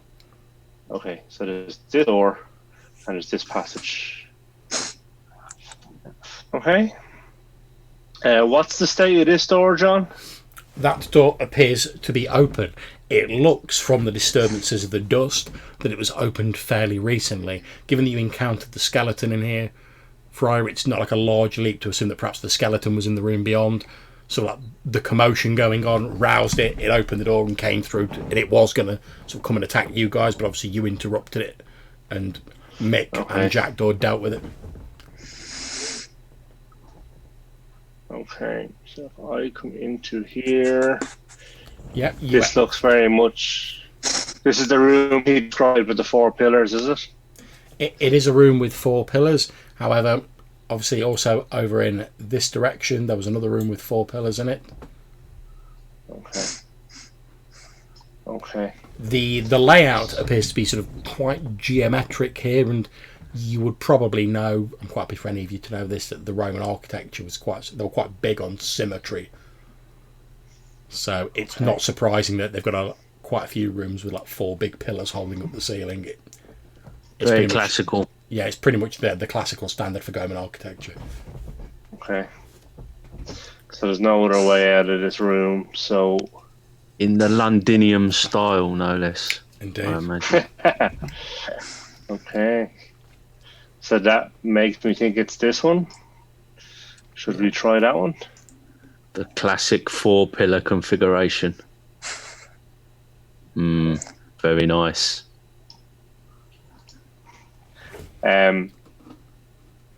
Okay.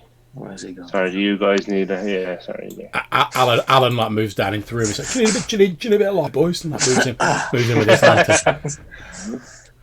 He's like, it's all right, boys. I've got your back. I won't be running about all over the place like the priest. And he like jerks his stomach. He's like, I just see him go through that door. Fucking hell. He doesn't hang about. Oh, he's right. Got his cassock in a twist. I get carried away, alright. Okay. Where's he going? Wait for us, mate. Yeah, you guys are like, maybe we should do this, maybe we should do this. The friar's like, what about this? What about this? What about this? What about this? What about this? What about this? Like running all over the place with his lantern. How much caffeine has he had? Far too much. Right, so I guess I'll just head up here and see what I can see. Okay. And so shall we never see him again. He'll be back in a minute speaking Latin and blowing out, screaming.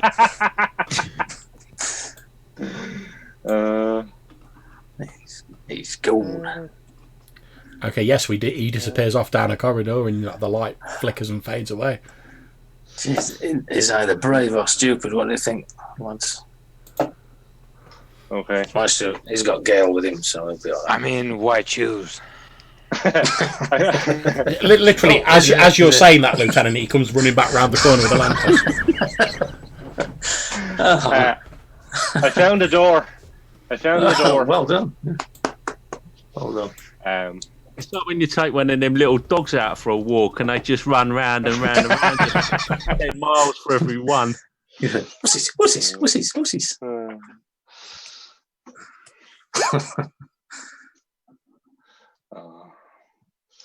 Okay, so are we ready?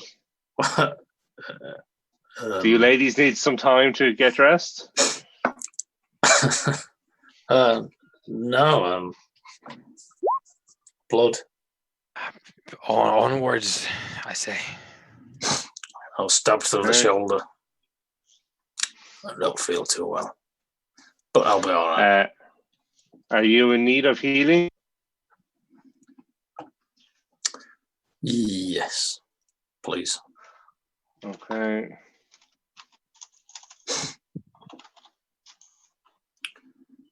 Yeah, one good hit will put me on my arse.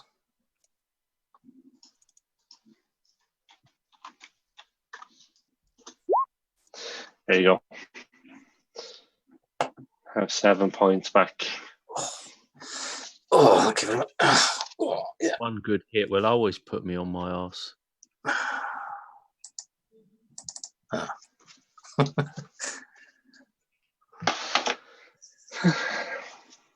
Thank you, Friar.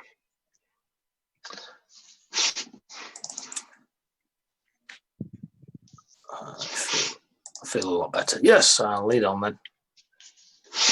Okay. All right, we're going up here, aren't we?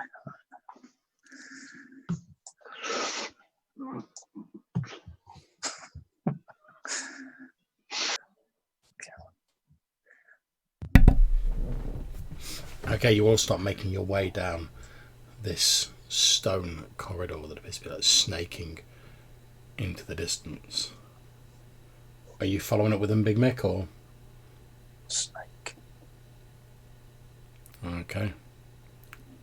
Feel free to keep moving yourselves, guys.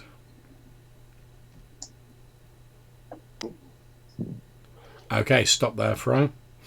Okay. Okay, as you get to the corner of this corridor that appears to turn at a right angle and it's heading south, you obviously like shine your lantern down it, and as you're sort of like shining the lantern around, you look upwards and you can see what appear to be a multitude of small, dark grey furred bodies clinging to the roof. You can see there appear to be about 20 or 30 bats sort of cling. It looks as though there's a sort of fissure in the roof here, and these bats seem to be like clinging to the ceiling.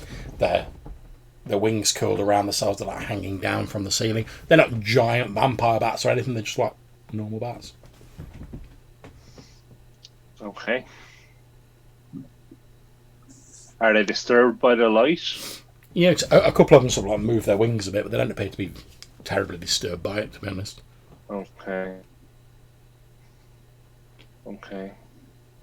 So I guess I'll move down towards this door that I found. That's absolutely fine. Can everyone see, or do I need to wait kind of here?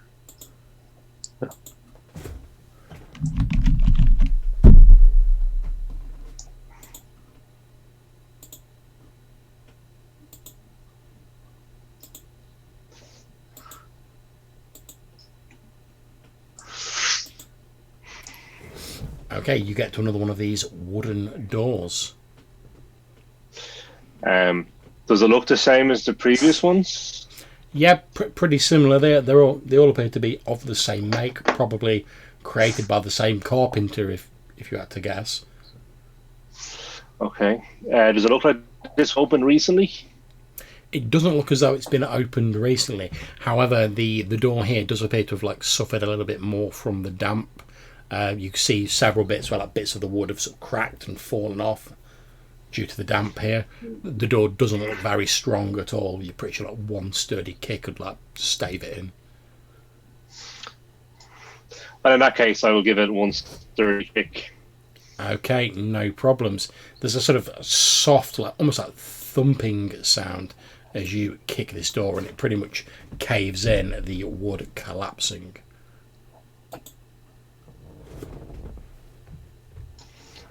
So I'll step in and see.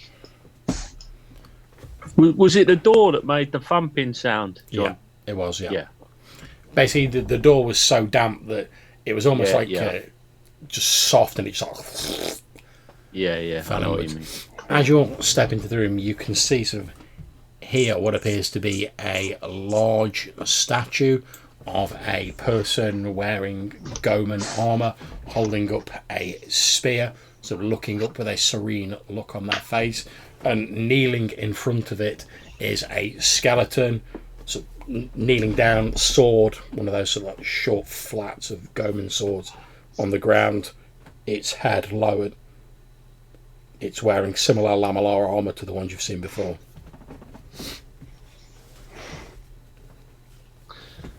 Okay.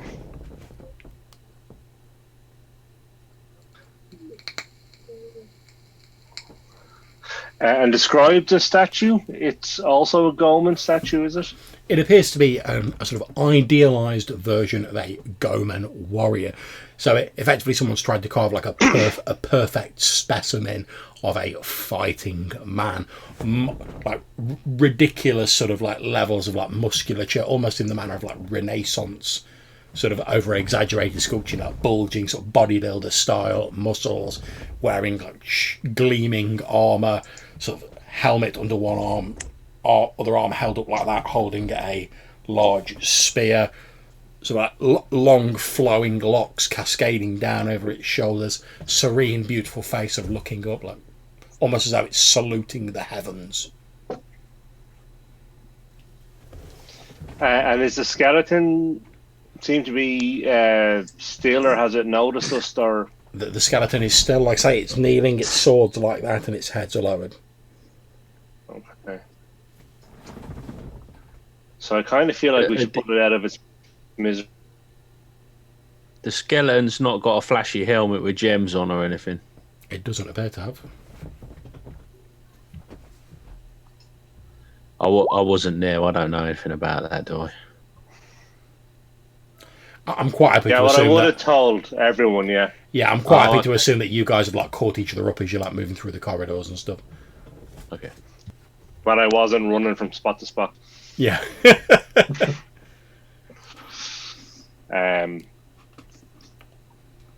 So I'll whack that skeleton.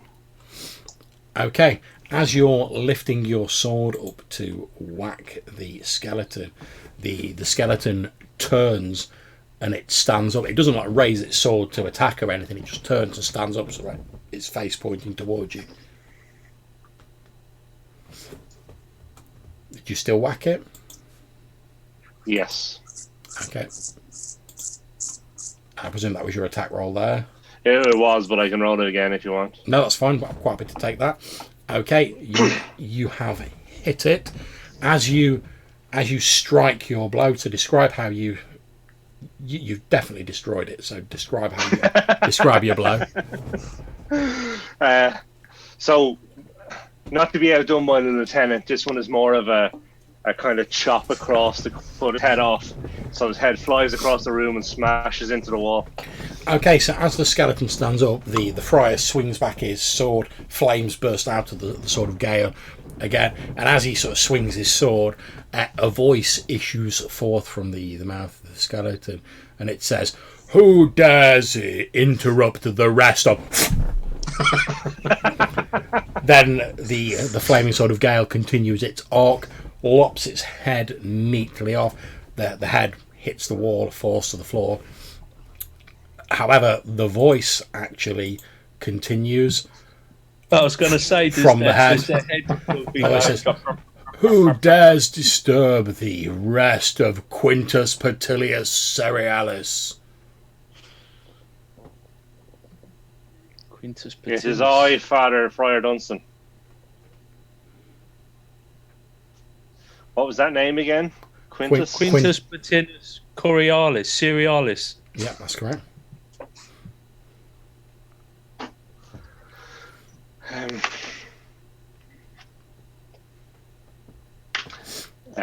Was he speaking in Latin or common? Common. Okay.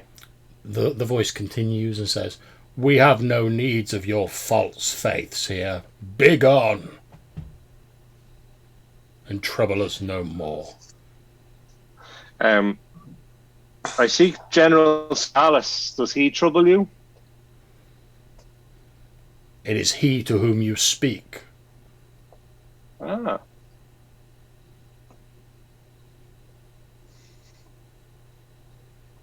And where are you? I am in my chamber of rest. I speak to you through one of my troops. Oh. And how many troops have you got with you? Enough for my purposes. Ah. We come in search of a lady that you have attracted to your cause. We require her to be released. I'm afraid that's not possible. Why not? And who is this to whom I now speak? Lieutenant Richard Uffington of Her Majesty's Army.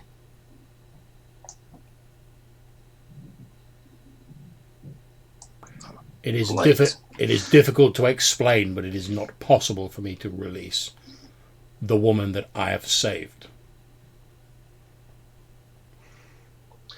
And who did you save her from? Men of your time wearing strange robes who sought to do her ill. Yes, we found them too.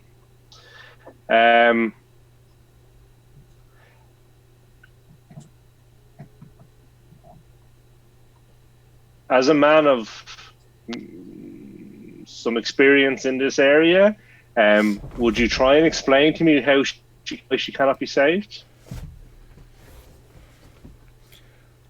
Understand that when someone lurks on the doorway of Hades' domain, I cannot give life.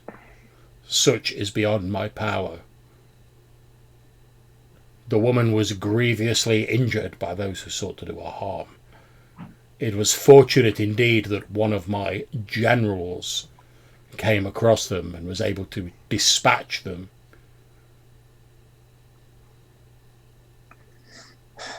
I need to be with her. Can you guide us to... I need to speak with her. Unfortunately, you have severed the head of my soldier. Yeah.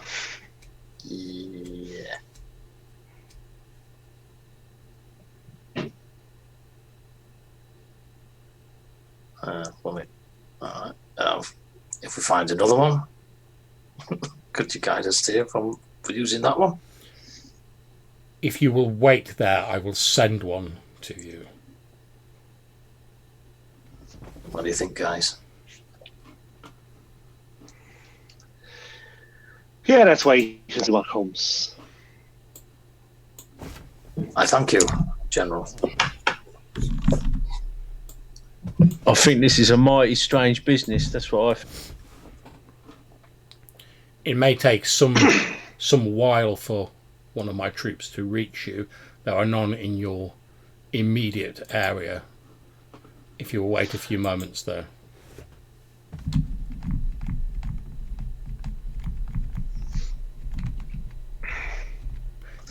You wait for about 5 minutes, then the skull speaks again and says, "My apologies for the delay.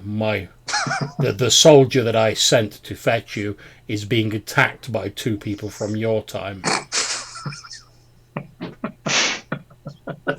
Once they have been dispatched, my soldier will continue towards you." They are friends of ours. Yes. Perhaps if you could speak to them and tell them that we are coming to them. Very well. I will speak to the one who survives. Oh no! Quick! Run! Okay. Yeah, okay. So, are we going to work our way back in the dark? Okay. Sorry, you're gonna need my help here.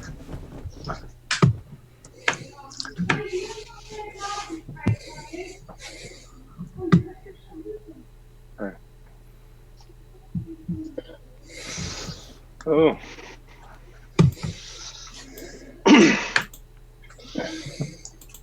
Okay, so as you guys run back in, you can see Peter lying, presumably dead, on the floor with a pool of blood around him, and there is one of these skeletons, one of these short swords, sort of holding Alan up against the wall, sort of holding. You see Alan sort of like this, like with the sword at his throat.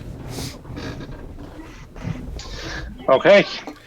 As you walk in, the skeleton with the same voice turns its head to look at you all and says, "I have attempted to explain to your fellow, however I do not believe that he is entirely convinced." Perhaps release him and I will call him over to me. The skeleton takes a step back and sheathes its sword, at which point Alan's like, "The fucking hell's going on? It's just fucking killed Peter, just came in with it. Look at that fucking spear still sticking out of his bastard chest."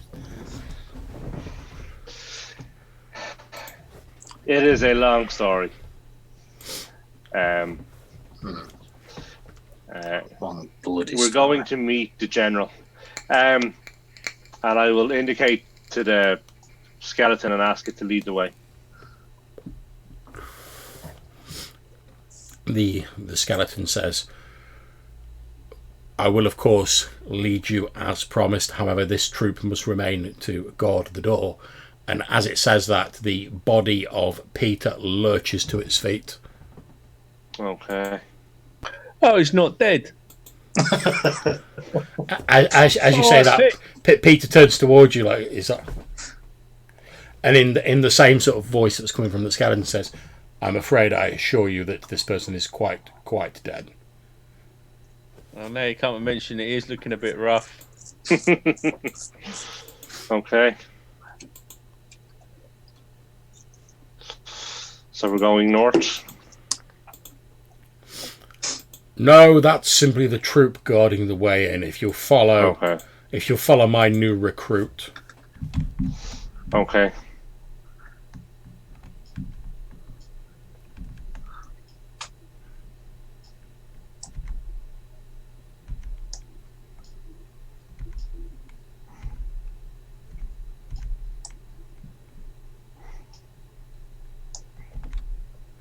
You could reach a doorway, which appears to have been opened.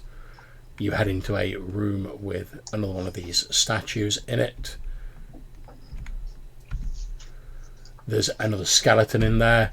The reanimated body of Peter walks straight past it through an open door to the north. The skeleton doesn't do anything to impede his progress.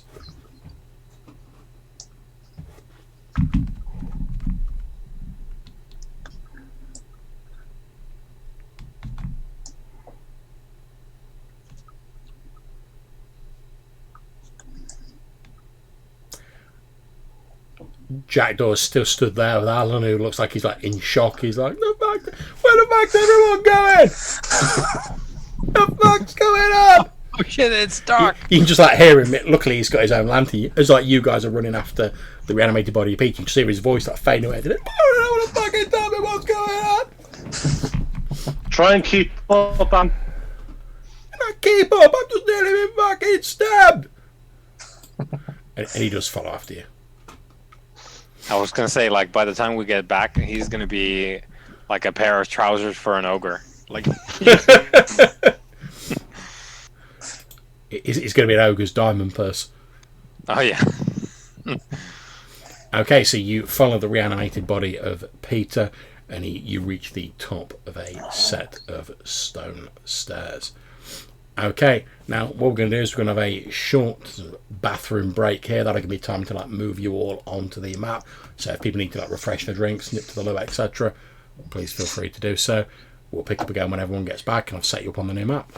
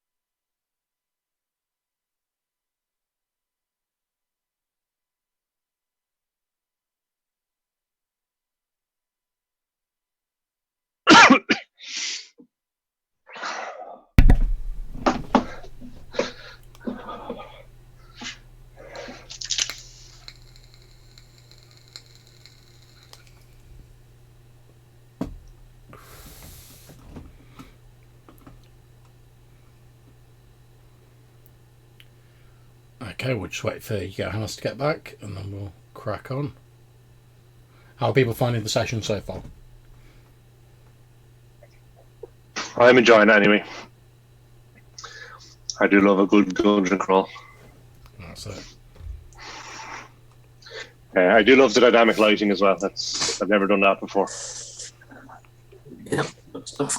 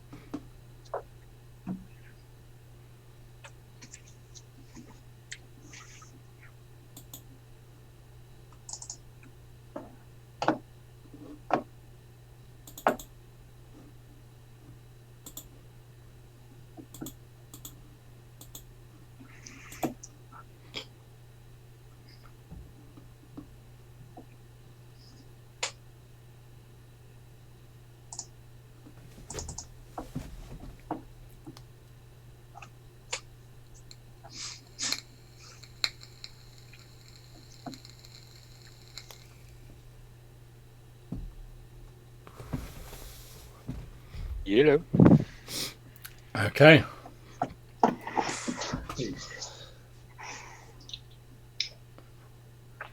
Alright, just wait for Colin to get back with us. Can you hear us, Colin? Sorry, I can't see if you've got your ear thing in. Cool. Okay, we are good to go then.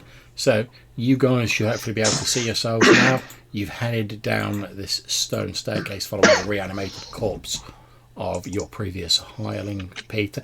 Now, I'm just going to ask, how are you guys feeling about this at the minute? I mean, this is a guy the sort of the sewer shifters were like, this guy will go with you and be your guide, help you out a bit.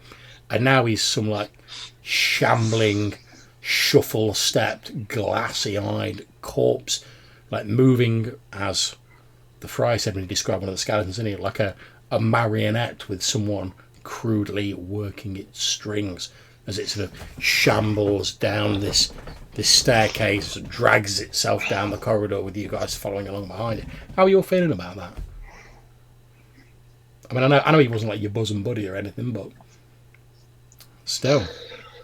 Yeah, I guess it's a combination of factors, right? So, on one hand, life is cheap, right? And we've known that, and we've seen that over the course of the game so far. But on the other hand, it's like, this general kind of has to die for this evil that he has done.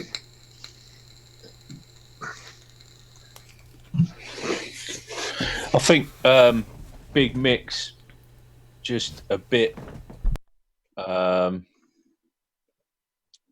He can't believe it's happening. Really, he's just sticking around. Sooner we get this done, the sooner we can get out of this causey of a place, get back up on the surface, and forget all about this nonsense.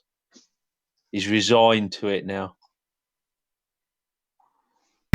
I think that's a very fair viewpoint. The lieutenant's blinker vision, anyway.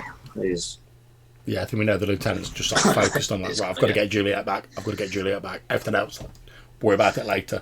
Yeah, we'll cut his head off later. Okay, so as you guys head down the staircase following the shambling corpse of Peter, he continues leading you down this corridor.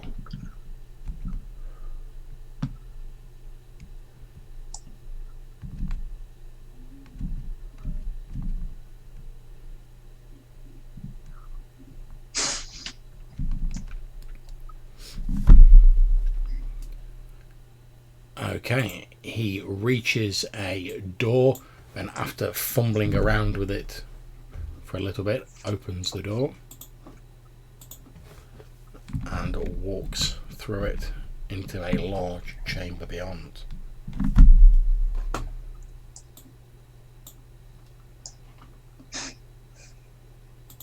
As you head in there, you can see a number of, again, these sort of empty bookcases on the wall.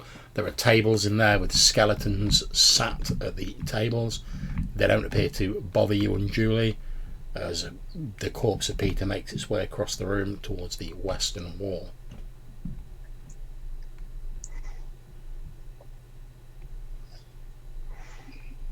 Friar, see if you can do your bookcase trick.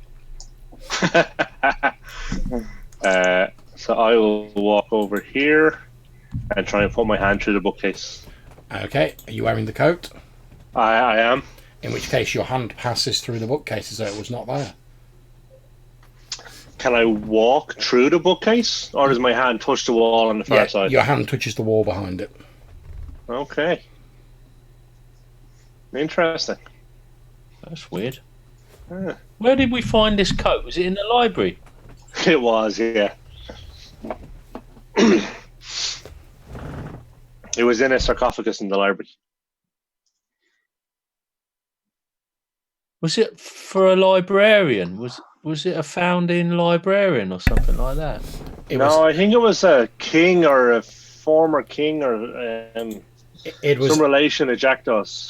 It was actually the coat that belonged to Isaac Oculon, who was the founder of the Great College in Great London, who, assuming Jack Daw is a descendant of King Oculon, then this Isaac Oculon may be a distant relation of his. Right. Okay, what do you do, guys? You're in this large chamber full of skeletons, tables and chairs and bookcases. And is there any sign of the general? No. Nope. The shambling body of Peter has sort of headed off in this direction into the darkness. Don't follow him.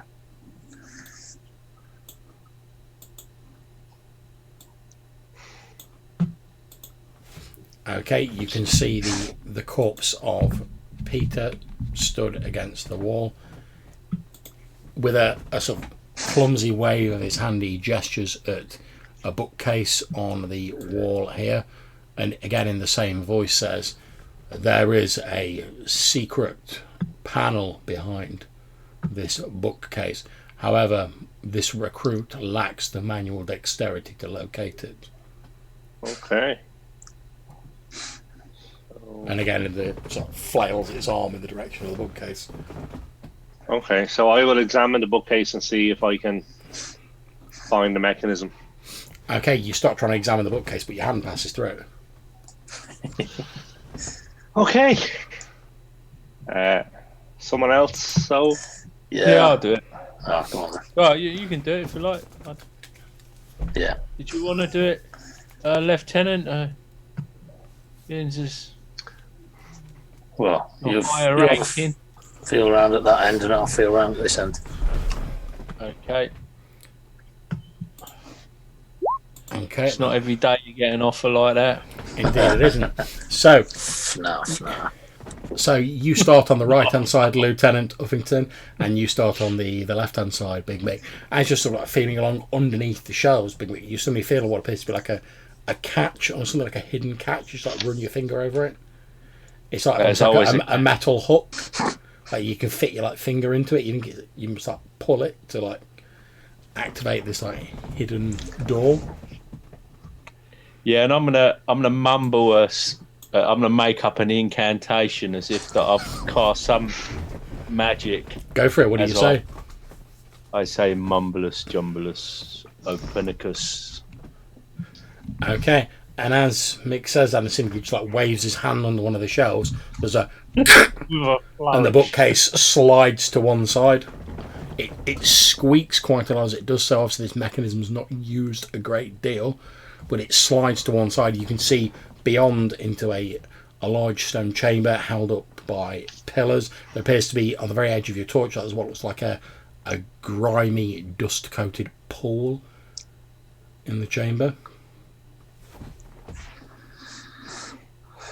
Right, I'll go in. Go, gentlemen, after you. Right. So, I thought your name was Butcher, not Potter. I am Butcher. What are you talking about? so I will bless myself and then step in with the lieutenants. Okay. Latham's following up behind you, sort of like holding the torch around, so you're like sort of illuminating like the rear of the party. None of the skeletons in the room that Jackdaw and Latham and Big Mick and the corpse of Peter are still in make any move. As you make your way further in to the other chamber, Lieutenant, you can see this pool as I've described it, and there's what appears to be a chest at the end of the room here. Can I grab a chair over John and like wedge it so that this door don't shut on us again? You most certainly can. Great idea. You grab one of these wooden chairs. None of the skeletons move to stop you, and there are chairs without skeletons in. And you sort of wedge it. So a few moments after you've opened this secret panel, there's a... and you see the bookcase like trying to like slide back into position, but you've wedged the chair so it's like... and doesn't move. You've jammed it in properly solidly. It's not going anywhere. I shall smirk wryly to myself with a smug satisfaction. Quite right too. Okay, Lieutenant, as you're moving further in, obviously there's like darkness and shadows being cast by these pillars. You feel your knee knocks against something solid, just to the south of you. Could I have a bit of light? Friar. Okay, as the friar steps round and holds his lantern up, you see just to the south of you what appear to be 4 stone sarcophagi. The lids are sort of lying next to them. They are empty.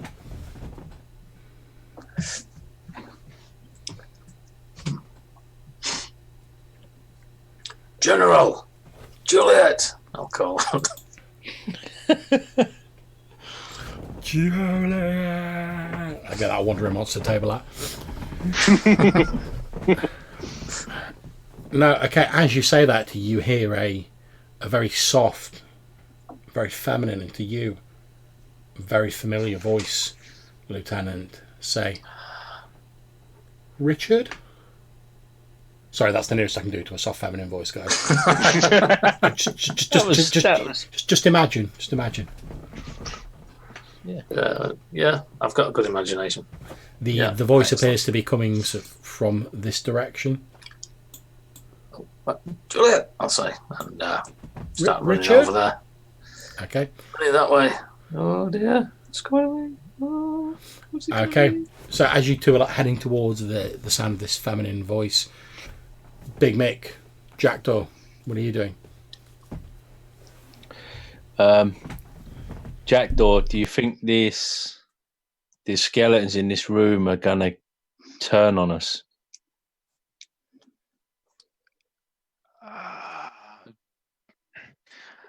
Actually, Mick, I was going to ask, like, do I look like I should know about this stuff? And then I realized the answer, and I'm not going to ask the question.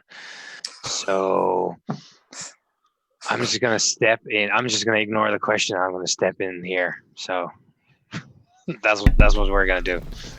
Yeah, so Mick, you're like actually these skeletons are turning on us, and Jackdaw's like, out, and then just like steps through the door. Bloody charming, that, innit? Alan, To be fair, it's quite nice for Jackdaw to be only the second most undead looking person in the room. Yeah, like I'm cool. Like I could hang around. Like I'm not in a hurry. he's got some mates. Well, Alan, you're coming in. We can't leave you out here with these skeletons to get shanked. Is that fucking true, right? I'm not hanging around here. Okay, Come on in. Lead on, big lad. Come on in. And he follows behind you. He's almost sort of like one hand on your shoulder, mate. Like, Yeah. keeps like glancing behind him. He's like, don't get too friendly. It's not doing my reputation any good. Under his breath, he's almost like he's talking to himself, trying to calm himself down. He's not really talking to you meet him, but he's like, oh, am I gonna fucking tell the guild now? Now that fucking Peter's, I can't fucking, I don't even believe him. I tell him about this. I fucking hell. what am I going to do? They'll swing me out for sure.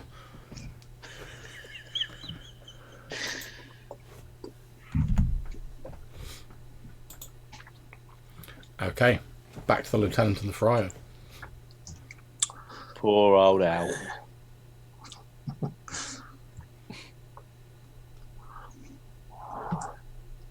Where are you?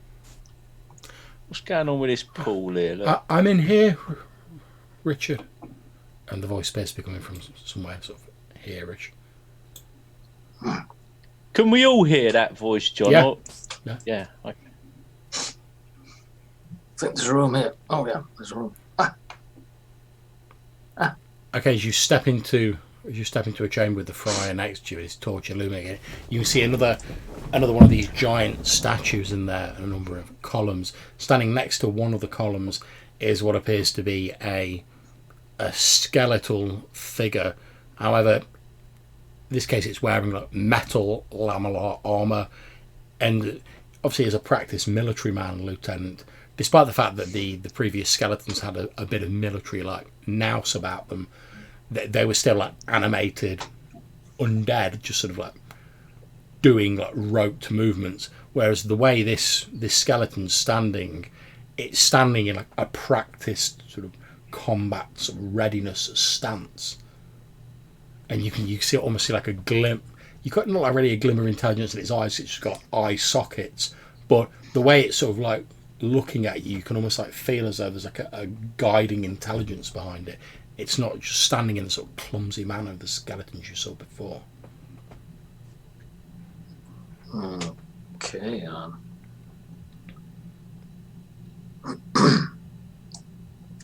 General, sir. From the darkness to the south, you hear a voice say, "Yes." I am here to retrieve my fiancée, my bride-to-be. May I have your permission? Your fiance, and he seems a bit unsure when he says the word fiance, so he doesn't really know what the word means. So your fiance stands ready to greet you. See, she stands at the centre of the pool. You may enter and converse with her. I do not control her actions. So walk further in. Okay, and as you start walking further in, standing in the centre of a large square pool, you see a familiar figure stood in the centre wearing a long dress. Her skin looks pale in the flickering light of Friar Dunstan's lamp. Her hair falls around her shoulders in ringlets. She looks every bit as beautiful, if not more so, as the last time you saw her. And she looks at you, a slight smile plays upon her lips, but it's also tinged with a slight look of sadness on her face as she looks at you. Okay. And straight forward, ignoring everyone except for her, into the pool. You walk into the pool. Unlike the sort of grimy fountains and pool you've seen previously, this one appears to have clear waters in it. It's only about a couple of foot deep, so there's no danger of drowning or any of that. And it's clear water, so you can see there's nothing lurking in the pool as you splash into it. Okay, get close, hold my arms out for an embrace.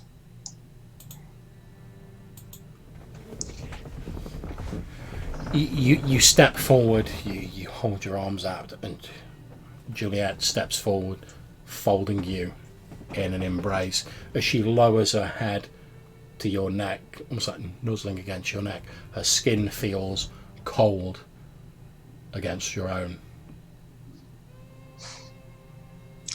At last. Okay. I'll just stand there with a smile on my face. I'll just look back at the friar and nod. And just hold her. Well, yeah. till something happens. Okay, so obviously obviously Lieutenant can't see this because she's like nuzzled into his neck. However, from where you are, Friar, you see this look of intense sadness on Juliet's face as she sort of like you can see her face as she's sort of like nuzzled in his neck, and as you watch, you see what appear to be 2 red tears run down her face. Red tears. Indeed. Okay. Crimson tears, glistening like rubies in the light of your lantern. Oh, Such a goth, John. So them years of playing Vampire the Masquerade, yo. I mean, it is John, right? Like you're talking to the John. That's right, man. 90s Masquerade for life.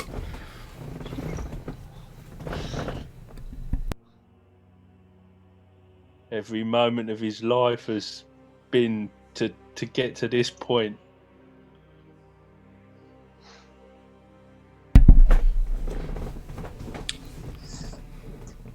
She stands there, locked in an embrace with the lieutenant. Everything in the room seems to stop for a few moments, as though the skeletons, the very place itself, the stones of this building, were all holding their breath, waiting to see what happens next.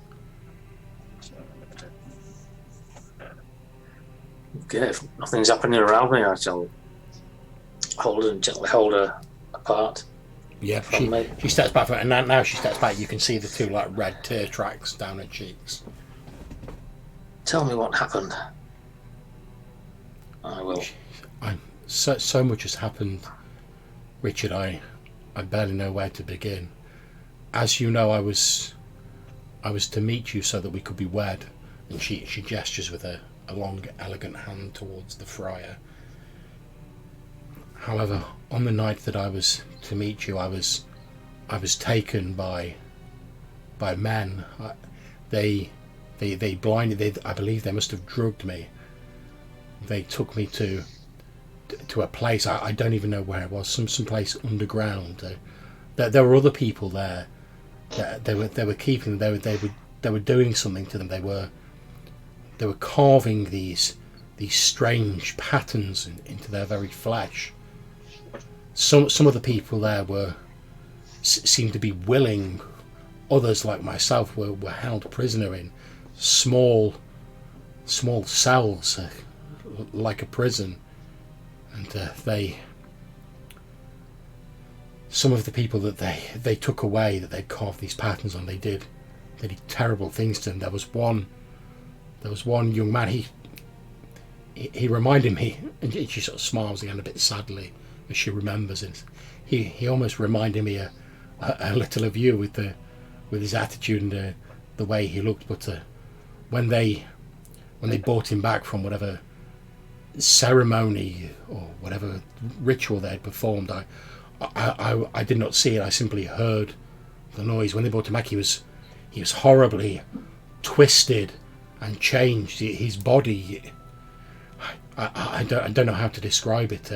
He was made like a beast. They tried to lock him back in the cells with the rest of us, but he was like a wild thing. He managed to escape, and I never saw him again. It is my hope that he managed to escape from them, and I held out hope as long as I could that perhaps someone would come to rescue us. But then there was a loud, some sort of commotion. I didn't really hear what was happening from my cells, but I heard some of the men who brought me there saying that we had to be moved, and they believed they were discovered, and they killed most of the people, taking only myself and a couple of others, and they dragged us through. I think again I must have been drugged. They dragged us through caves and tunnels. I don't even know how long for, and then as they were dragging me, we were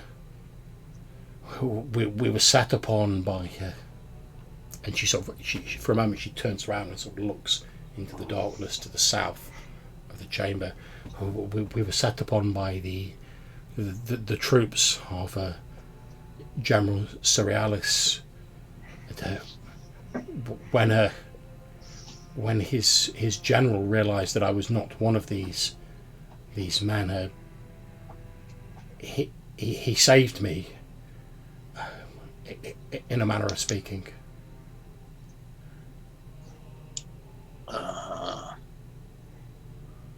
What do you mean? Well, Feeling of dread.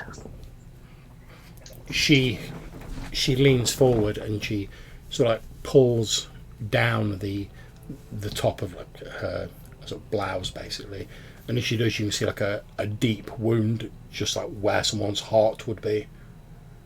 And she says, when we were first attacked, the men who had brought us there, they obviously decided that they were not going to be able to take us with them. They stabbed the other two, and then they turned their attention to me. I felt, and she like puts a hand on the wound over her heart. I felt the blade slice into me. I felt my strength flowing out of me, and the darkness gathering around me. It was then I looked up and I saw the face of one of the general's lieutenants, and he reached out to me and offered me a way out. And Gail, forgive me, at that moment I could see no other choice, and I took it. And she pulls her blouse over to cover the wound.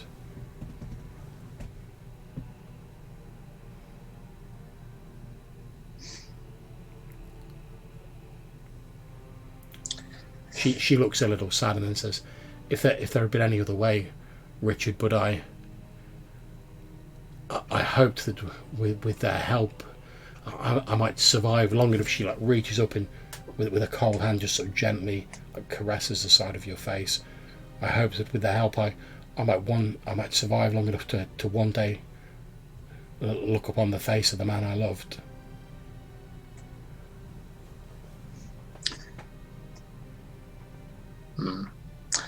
Yeah, Richard's eyes are welling up and he holds her tight again. You have lived long enough. Again, she embraces you and you feel the cold skin of her face as she cradles it against your neck. Now, whilst this tender twitching scene is occurring, what are the rest of you three doing?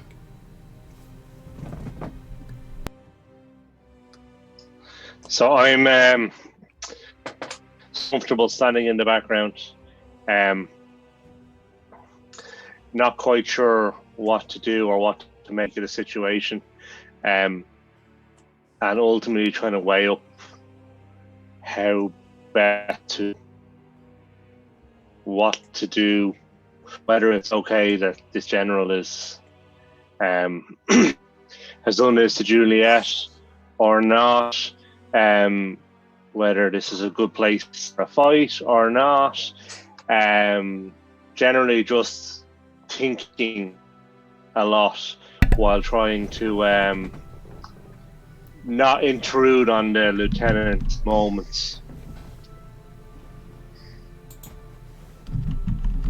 Okay, so the friar is sort of like considering his options, he's weighing things up. What's Big Mick doing while this tender scene's unfolding? Obviously, if you guys want to have like moved in there, by the way, you can have done. You don't have to. It's up to you. But obviously, we're not in combat rounds, so.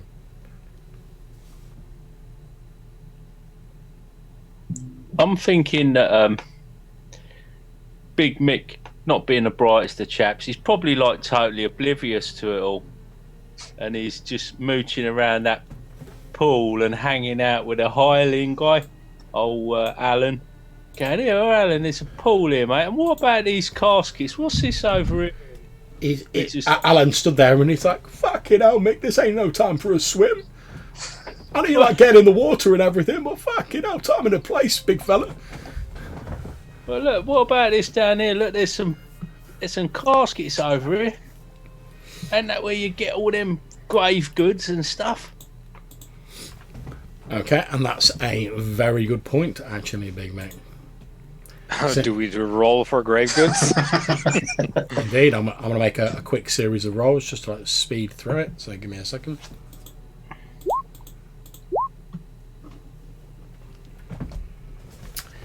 Okay. Can you roll me a D100, please, mate? And if you get 100, I'm going to piss myself. Do it. Yeah, that's all right. What was it? 33. Oh yes, right, okay. Okay. That's how many skeletons are coming. Yeah, you don't leap out of the coffin, they'll be hiding it. 34. Okay, that's fine. Okay, so as you're sort of looking around, in the first couple of coffins, you don't really find anything.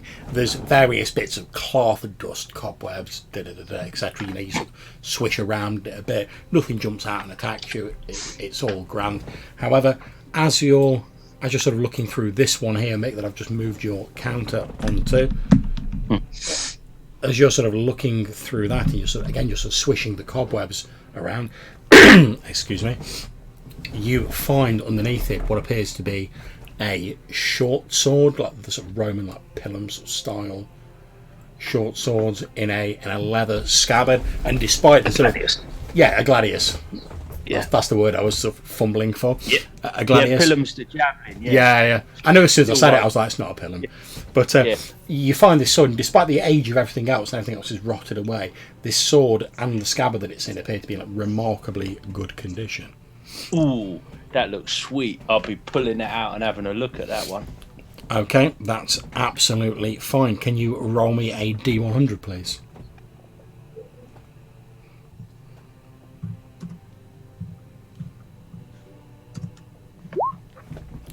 Fucking hell. Woohoo! Okay. Just give me a moment and I'll tell you what that does.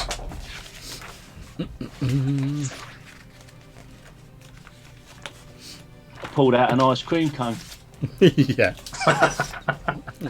Fucking hell, it's Mr. Whippy. Unless it's a red balloon. Oh. Yeah. No, you open the lid and they all float out. 99 of them. Okay, so you pull this sword out, and so as you pull it out, there's like a shh, it slides out like almost like a whispering sort of sound. As you pull it out, you can see that sort of etched, possibly with acid, we don't know, etched onto the blade is what appears to be a stylized depiction of a muscular man wearing just like almost like a sarong, like around his lower body. His upper chest is bare. He's wearing one of the sort of Grecian style helmets with the plumes of hair and the sort of small visor on it. You can see that he's sort of holding what appears to be maybe a leash or some kind of rope, and the rope is attached to what appears to be a stylized depiction of a 3-headed dog. Ooh. Is that Cerebus or something like that? Cerberus. Cerberus.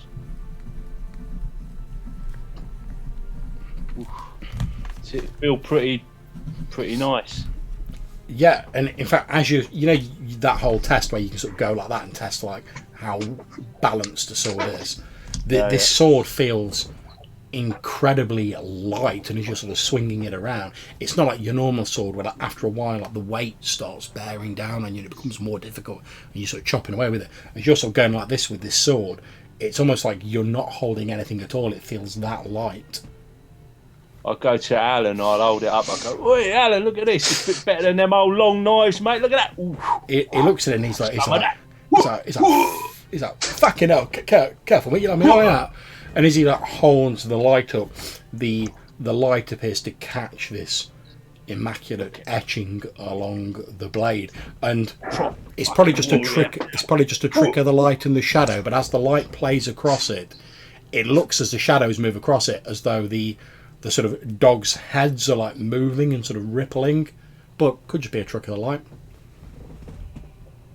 Oof. Wow. That's a bit tasty. He's like, fucking hell, mate, I mean, you get a pretty penny for that down the old fucking Slaughter War Market. I ain't selling that. I ain't seen nothing like that. He's like, fucking puts your signet ring to shame, son. Yeah, ain't that the truth? Jesus, what the fuck? So now maybe I can stab something now proper. Okay, so whilst Big Mick's doing this, what's Jackdaw up to? Jackdaw has been keeping an eye on this individual Indeed. for more than the requisite amount of time to get very acclimated to the situation. I will tell you that you're probably aware that like your standard like death attack probably isn't going to work if this guy's in bed. Yeah. But if he were a living person, you've definitely spent enough time. I guess I'd hit him there. I'd hit him there. I think that's probably like the sort of like short blurb, because we're getting like the vignettes for everyone now, because we're not involved so much here. So for Jackdaw, it's doing that like Sherlock Holmes thing from the Robert Downey Jr. movies, where he's like going in and then like, I would do this, this, and this, and then all your arteries are flowing to the floor, so you would be dead. And then like there's the, but you're not alive, so I would come here and you would chop my head off. So I'm not gonna do that. And then like more scenarios just like play in his head. Nice. Okay, so back to the lieutenant. You're still there in the cold embrace of Juliet. Yes, well, I found my treasure. Nice.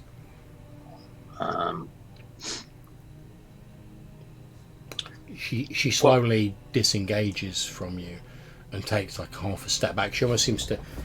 She doesn't levitate or anything, but she almost seems to sort of like drift back. There's the water barely being disturbed by the passage of her dress as she sort of flows back from you, and then she looks at you, sort of reaches out again, sort of touches you the side of your cheek, and she says again sadly, I wish I could go with you, Richard. I wish none of this had happened and everything could be like it used to be. You've no idea how much I wish that was so. I'm not going anywhere. I'm staying here with you. She for a few moments she gets like a little bit of a frantic look on her face. She almost like throws herself into your arms, and she's like, you can hear like racking sobs in her voice. She's like, Richard, you don't say that. You don't know what you're saying.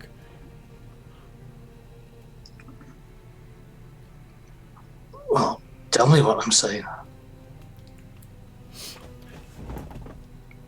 As you say that, from the darkness to the south of you, you hear a by now familiar voice that you've heard issuing from numerous cadavers in this place say, she no longer belongs to your daylight world.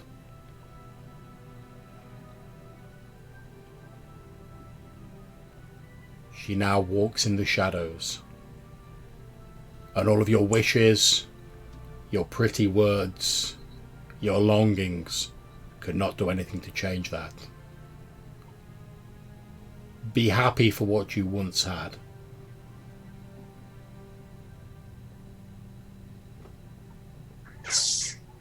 No. I will not be happy. I reach for my sword.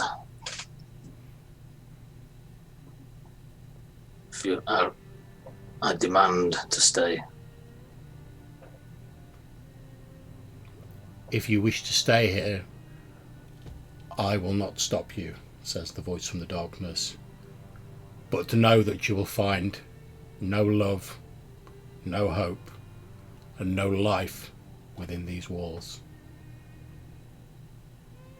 Our world is not your world.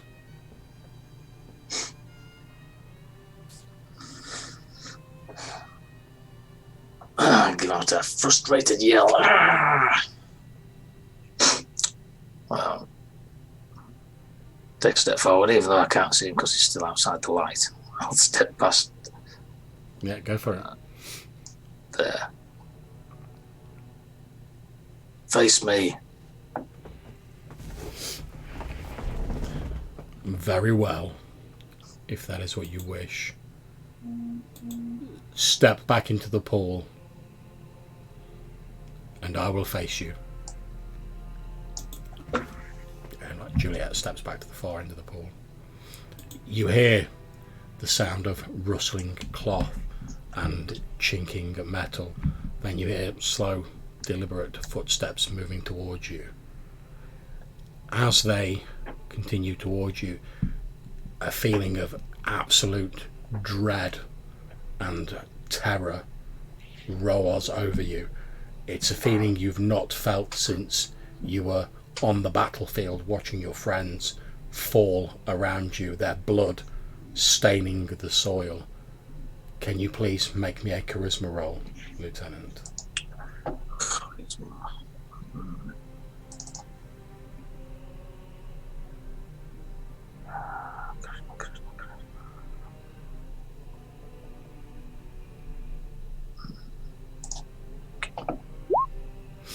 Okay, it's literally the fear that you feel as these footsteps get closer, sounding like the very herald of doom themselves.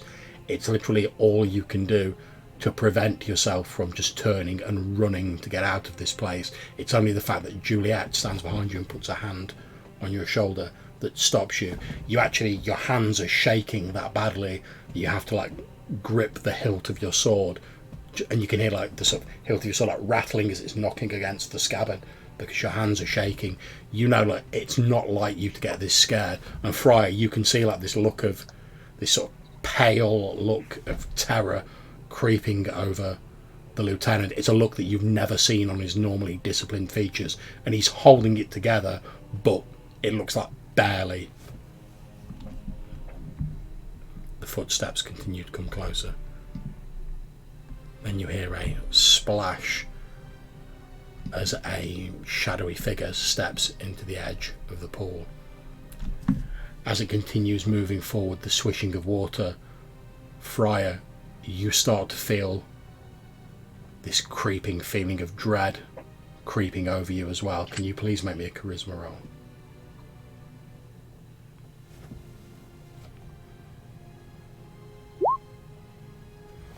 Okay, rather like the lieutenant, the approach of these footsteps seems to herald everything that you fear. You can feel like a cold sweat breaking out on your forehead, your teeth are chattering, and then a beautiful but pale figure wearing metal lamellar armour that gleams in the edge of the light cast from the friar's lantern steps into the light. You can see he has a gladius at his belt. The skin is drawn tight around his bones, though he is not skeletal, and his skin appears the pale white translucence of alabaster. As he steps towards you, he wears a helmet that has the horsehead plume on it, and you see 4 gemstones set into the top of it. Each of the gemstones pulses with an inner red light as he steps forward, and he gives you a brief nod, Lieutenant, as he does so. Swallow hard. Draw my sword. Okay, you draw your sword, but like, let's say you have got your sword out, but your hands are like shaking. You see what looks like a faint twitch of a smile on the corner of his mouth, and then he says, "You wish to fight me, then? And there is nothing I can say to persuade you otherwise."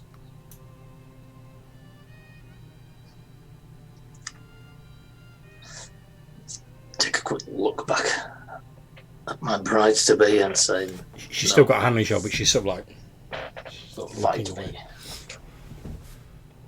He says, it will sadden Juliet greatly when you are recruited to my cause. But if that is what you wish, and he draws out his gladius. I would like to, having snuck behind the pillar over here. Mm-hmm. So Juliet is presumably focusing on the lieutenant. She's sort of like covering her face, but she's still got her hand she's on his turned shoulder. away. Yeah. It's as though she fears to watch what's going to happen next.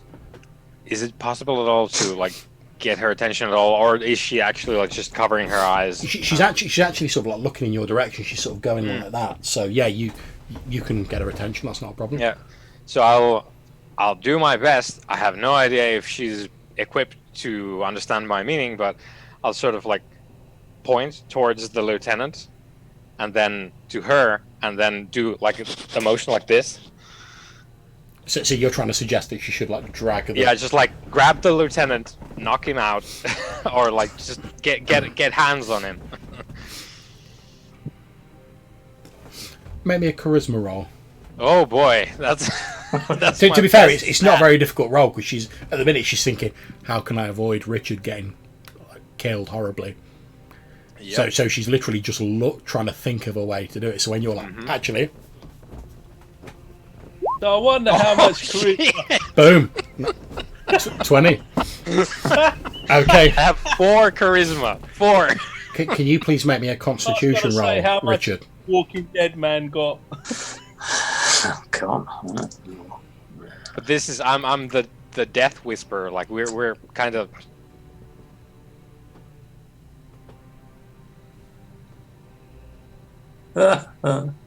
Yep. Okay, so 6. as we've discussed previously, Juliet in her present condition is incredibly strong, sort of like tear a person's head off with your bare hands strong. So as you're sort of like there with your sword, sort of shakily getting ready to face this regal, almost godlike figure that's walking towards you, Lieutenant, you feel the sort of cold arm of Juliet sort of like slip around your neck, and you hear a voice whisper into your ear as her hand moves close to yours, and she says, "Please forgive me." And then you feel her arm like just, it goes like ripcord as it like tightens around your neck, and you find yourself like struggling to breathe. You sort of go like, but with your hand shaking and with her incredible strength, you can't pull the arm off, and after a few moments spots appear on your vision, and then everything fades to black. The rest, so Jackdaw, you see her sort of go like that and basically like chokes the lieutenant out. As he passes out, she like releases his neck a bit, and you can hear he's actually still breathing, but he sort of slumps, and she just like puts her hands under his arms, and with almost no effort whatsoever, she's just like holding him up. Yep, and I'll scoot over as soon as I figure that she's done with the act. Indeed, as you start moving towards the pool, also you can also start to feel this fear effect from this general. Make me a charisma roll.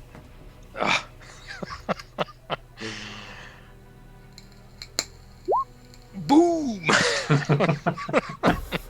Okay, you're so focused on the lieutenant and sort of getting him out of this situation. Although you do feel the fear and you feel it as strongly as everyone else, you sort of like grit your teeth and like, because like you say, you tend to like compartmentalize things. You're like, I'll deal with the pant-wetting terror in a bit. I've got to deal with this first. Then I'll be scared. I'll go freak out later. Exactly. In the dark room. So you step towards Juliet, and she just like holds out the lieutenant to you. Yeah, and I'll like get the lieutenant. I'm not super strong, so like I'll lay his like feet down and get him under the armpits or whatever, and start to drag him out. And then I'll close my eyes, but I'll turn towards the general, and I'll say I'll just guess that maybe he understands. But I'll just say in infernal, just apologies. And then just like drag the lieutenant away. As you say that, he responds in common, so you can all hear it. As he's like putting his sword away, he smiles sadly and he says, "You do not need to apologise. Although I would not have liked to have killed him, he was fighting for what he loved. I understand that. I was imprisoned here for my love of Gome. It is only right that a man fights for things that he cares about. I like to think that if things had been different and that I'd met this man in my own time, we might have been friends. I bear him no ill will, but alas, his love cannot leave this place, not while I am bound here. I will do my best to drag Uffington way the fuck back. Maybe to the next room if I can. Just like, that's as he makes fine. his pronouncements, I will be busy being like, oop, yep, not looking that way. That's fine. The general retreats back into the darkness, and as he does so, this fear that seems to like roll off him in waves sort of draws back with him. So I will, as he's walking away, just say until we meet again, and then I will follow Jackdaw out. As you start following out, you hear the voice in the darkness say, "Tell your friend when he awakes that he has been spared an ignominious death because Juliet still cares for him greatly. Although she has changed, her love for him has not, nor will I expect it ever to do so. But that if he wishes her to be able to leave this place, he must set me free. Only then will she be able to leave."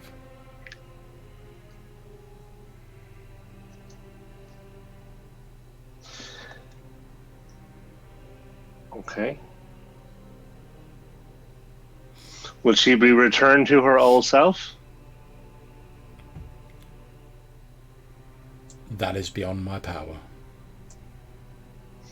But they could still be together. Perhaps not in the way that he had envisioned or imagined, but at least they would have each other. Whereas, whilst I'm confined here, she and those others who owe allegiance to me are also confined here, and they will never truly be together. And for that, I pity him.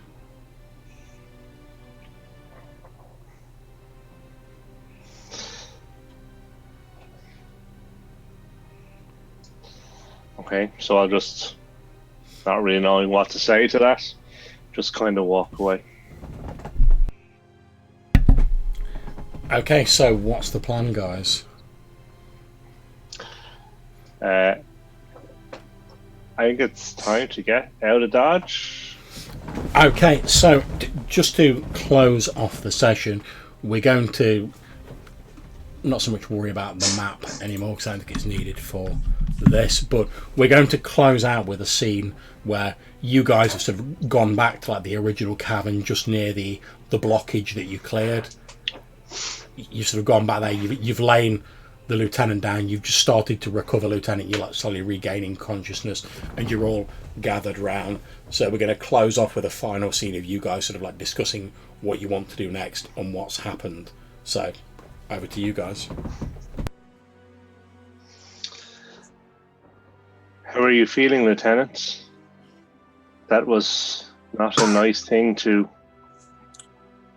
happen. I was ready to die to join her. If you want to die, just let me know. I can do it. We don't need to go all the way down here and then go all through the trouble of finding whatever that was to kill you. I can do it. You're such an arsehole. You can't kill him. I think that's my quote of the session. Shadow, you're such an arsehole.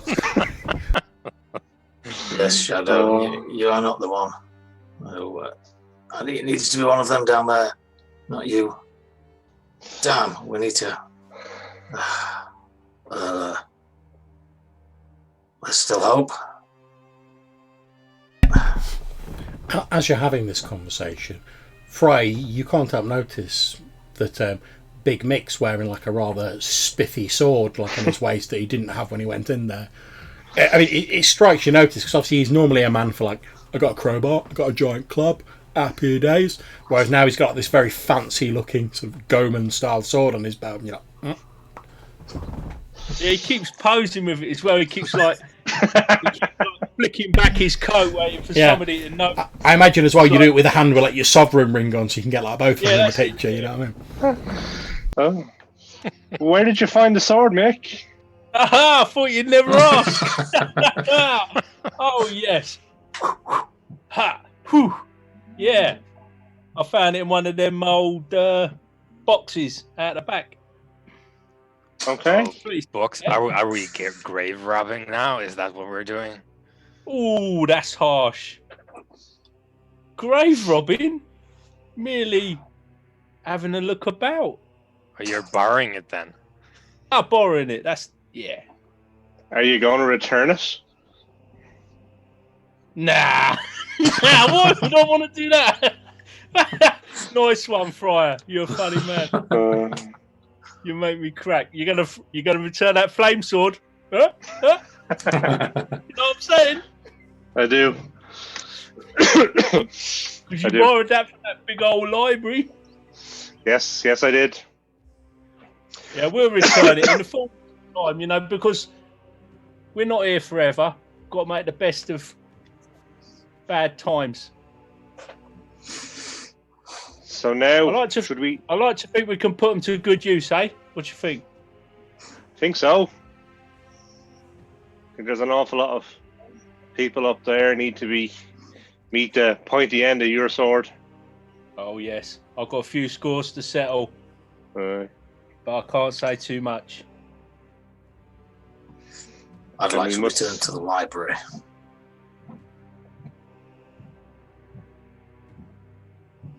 To figure out how to. How do you call it, the friar? Exercise the exercise. Yes, the old Goman here. Yeah, is that right, Lieutenant? There's a horned hoof man in there who may be able to help me.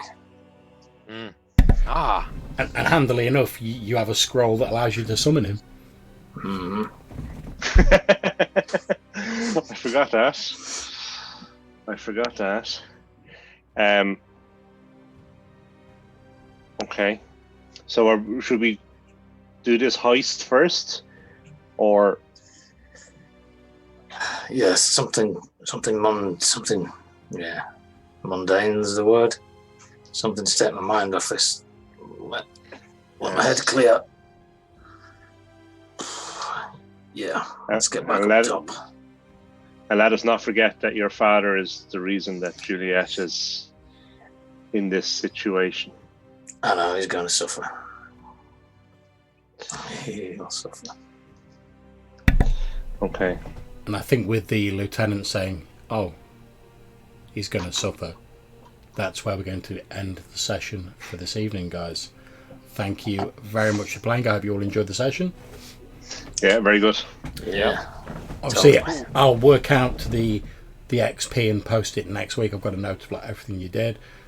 So I'll post that up on the Facebook group. I'm quite happy to chat for a little bit afterwards. But for now, I'm just going to say thanks to my wonderful players, to Fry Dunstern, Richard Uffington, Jackdaw, and Big Mick, otherwise known as Rob, Whitey, Johannes, and Spike Pit, Colin Green himself. And thank you to anyone who's watching this now or in the future.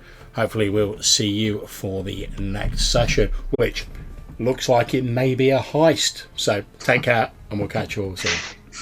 Bye-bye. See ya. Take care.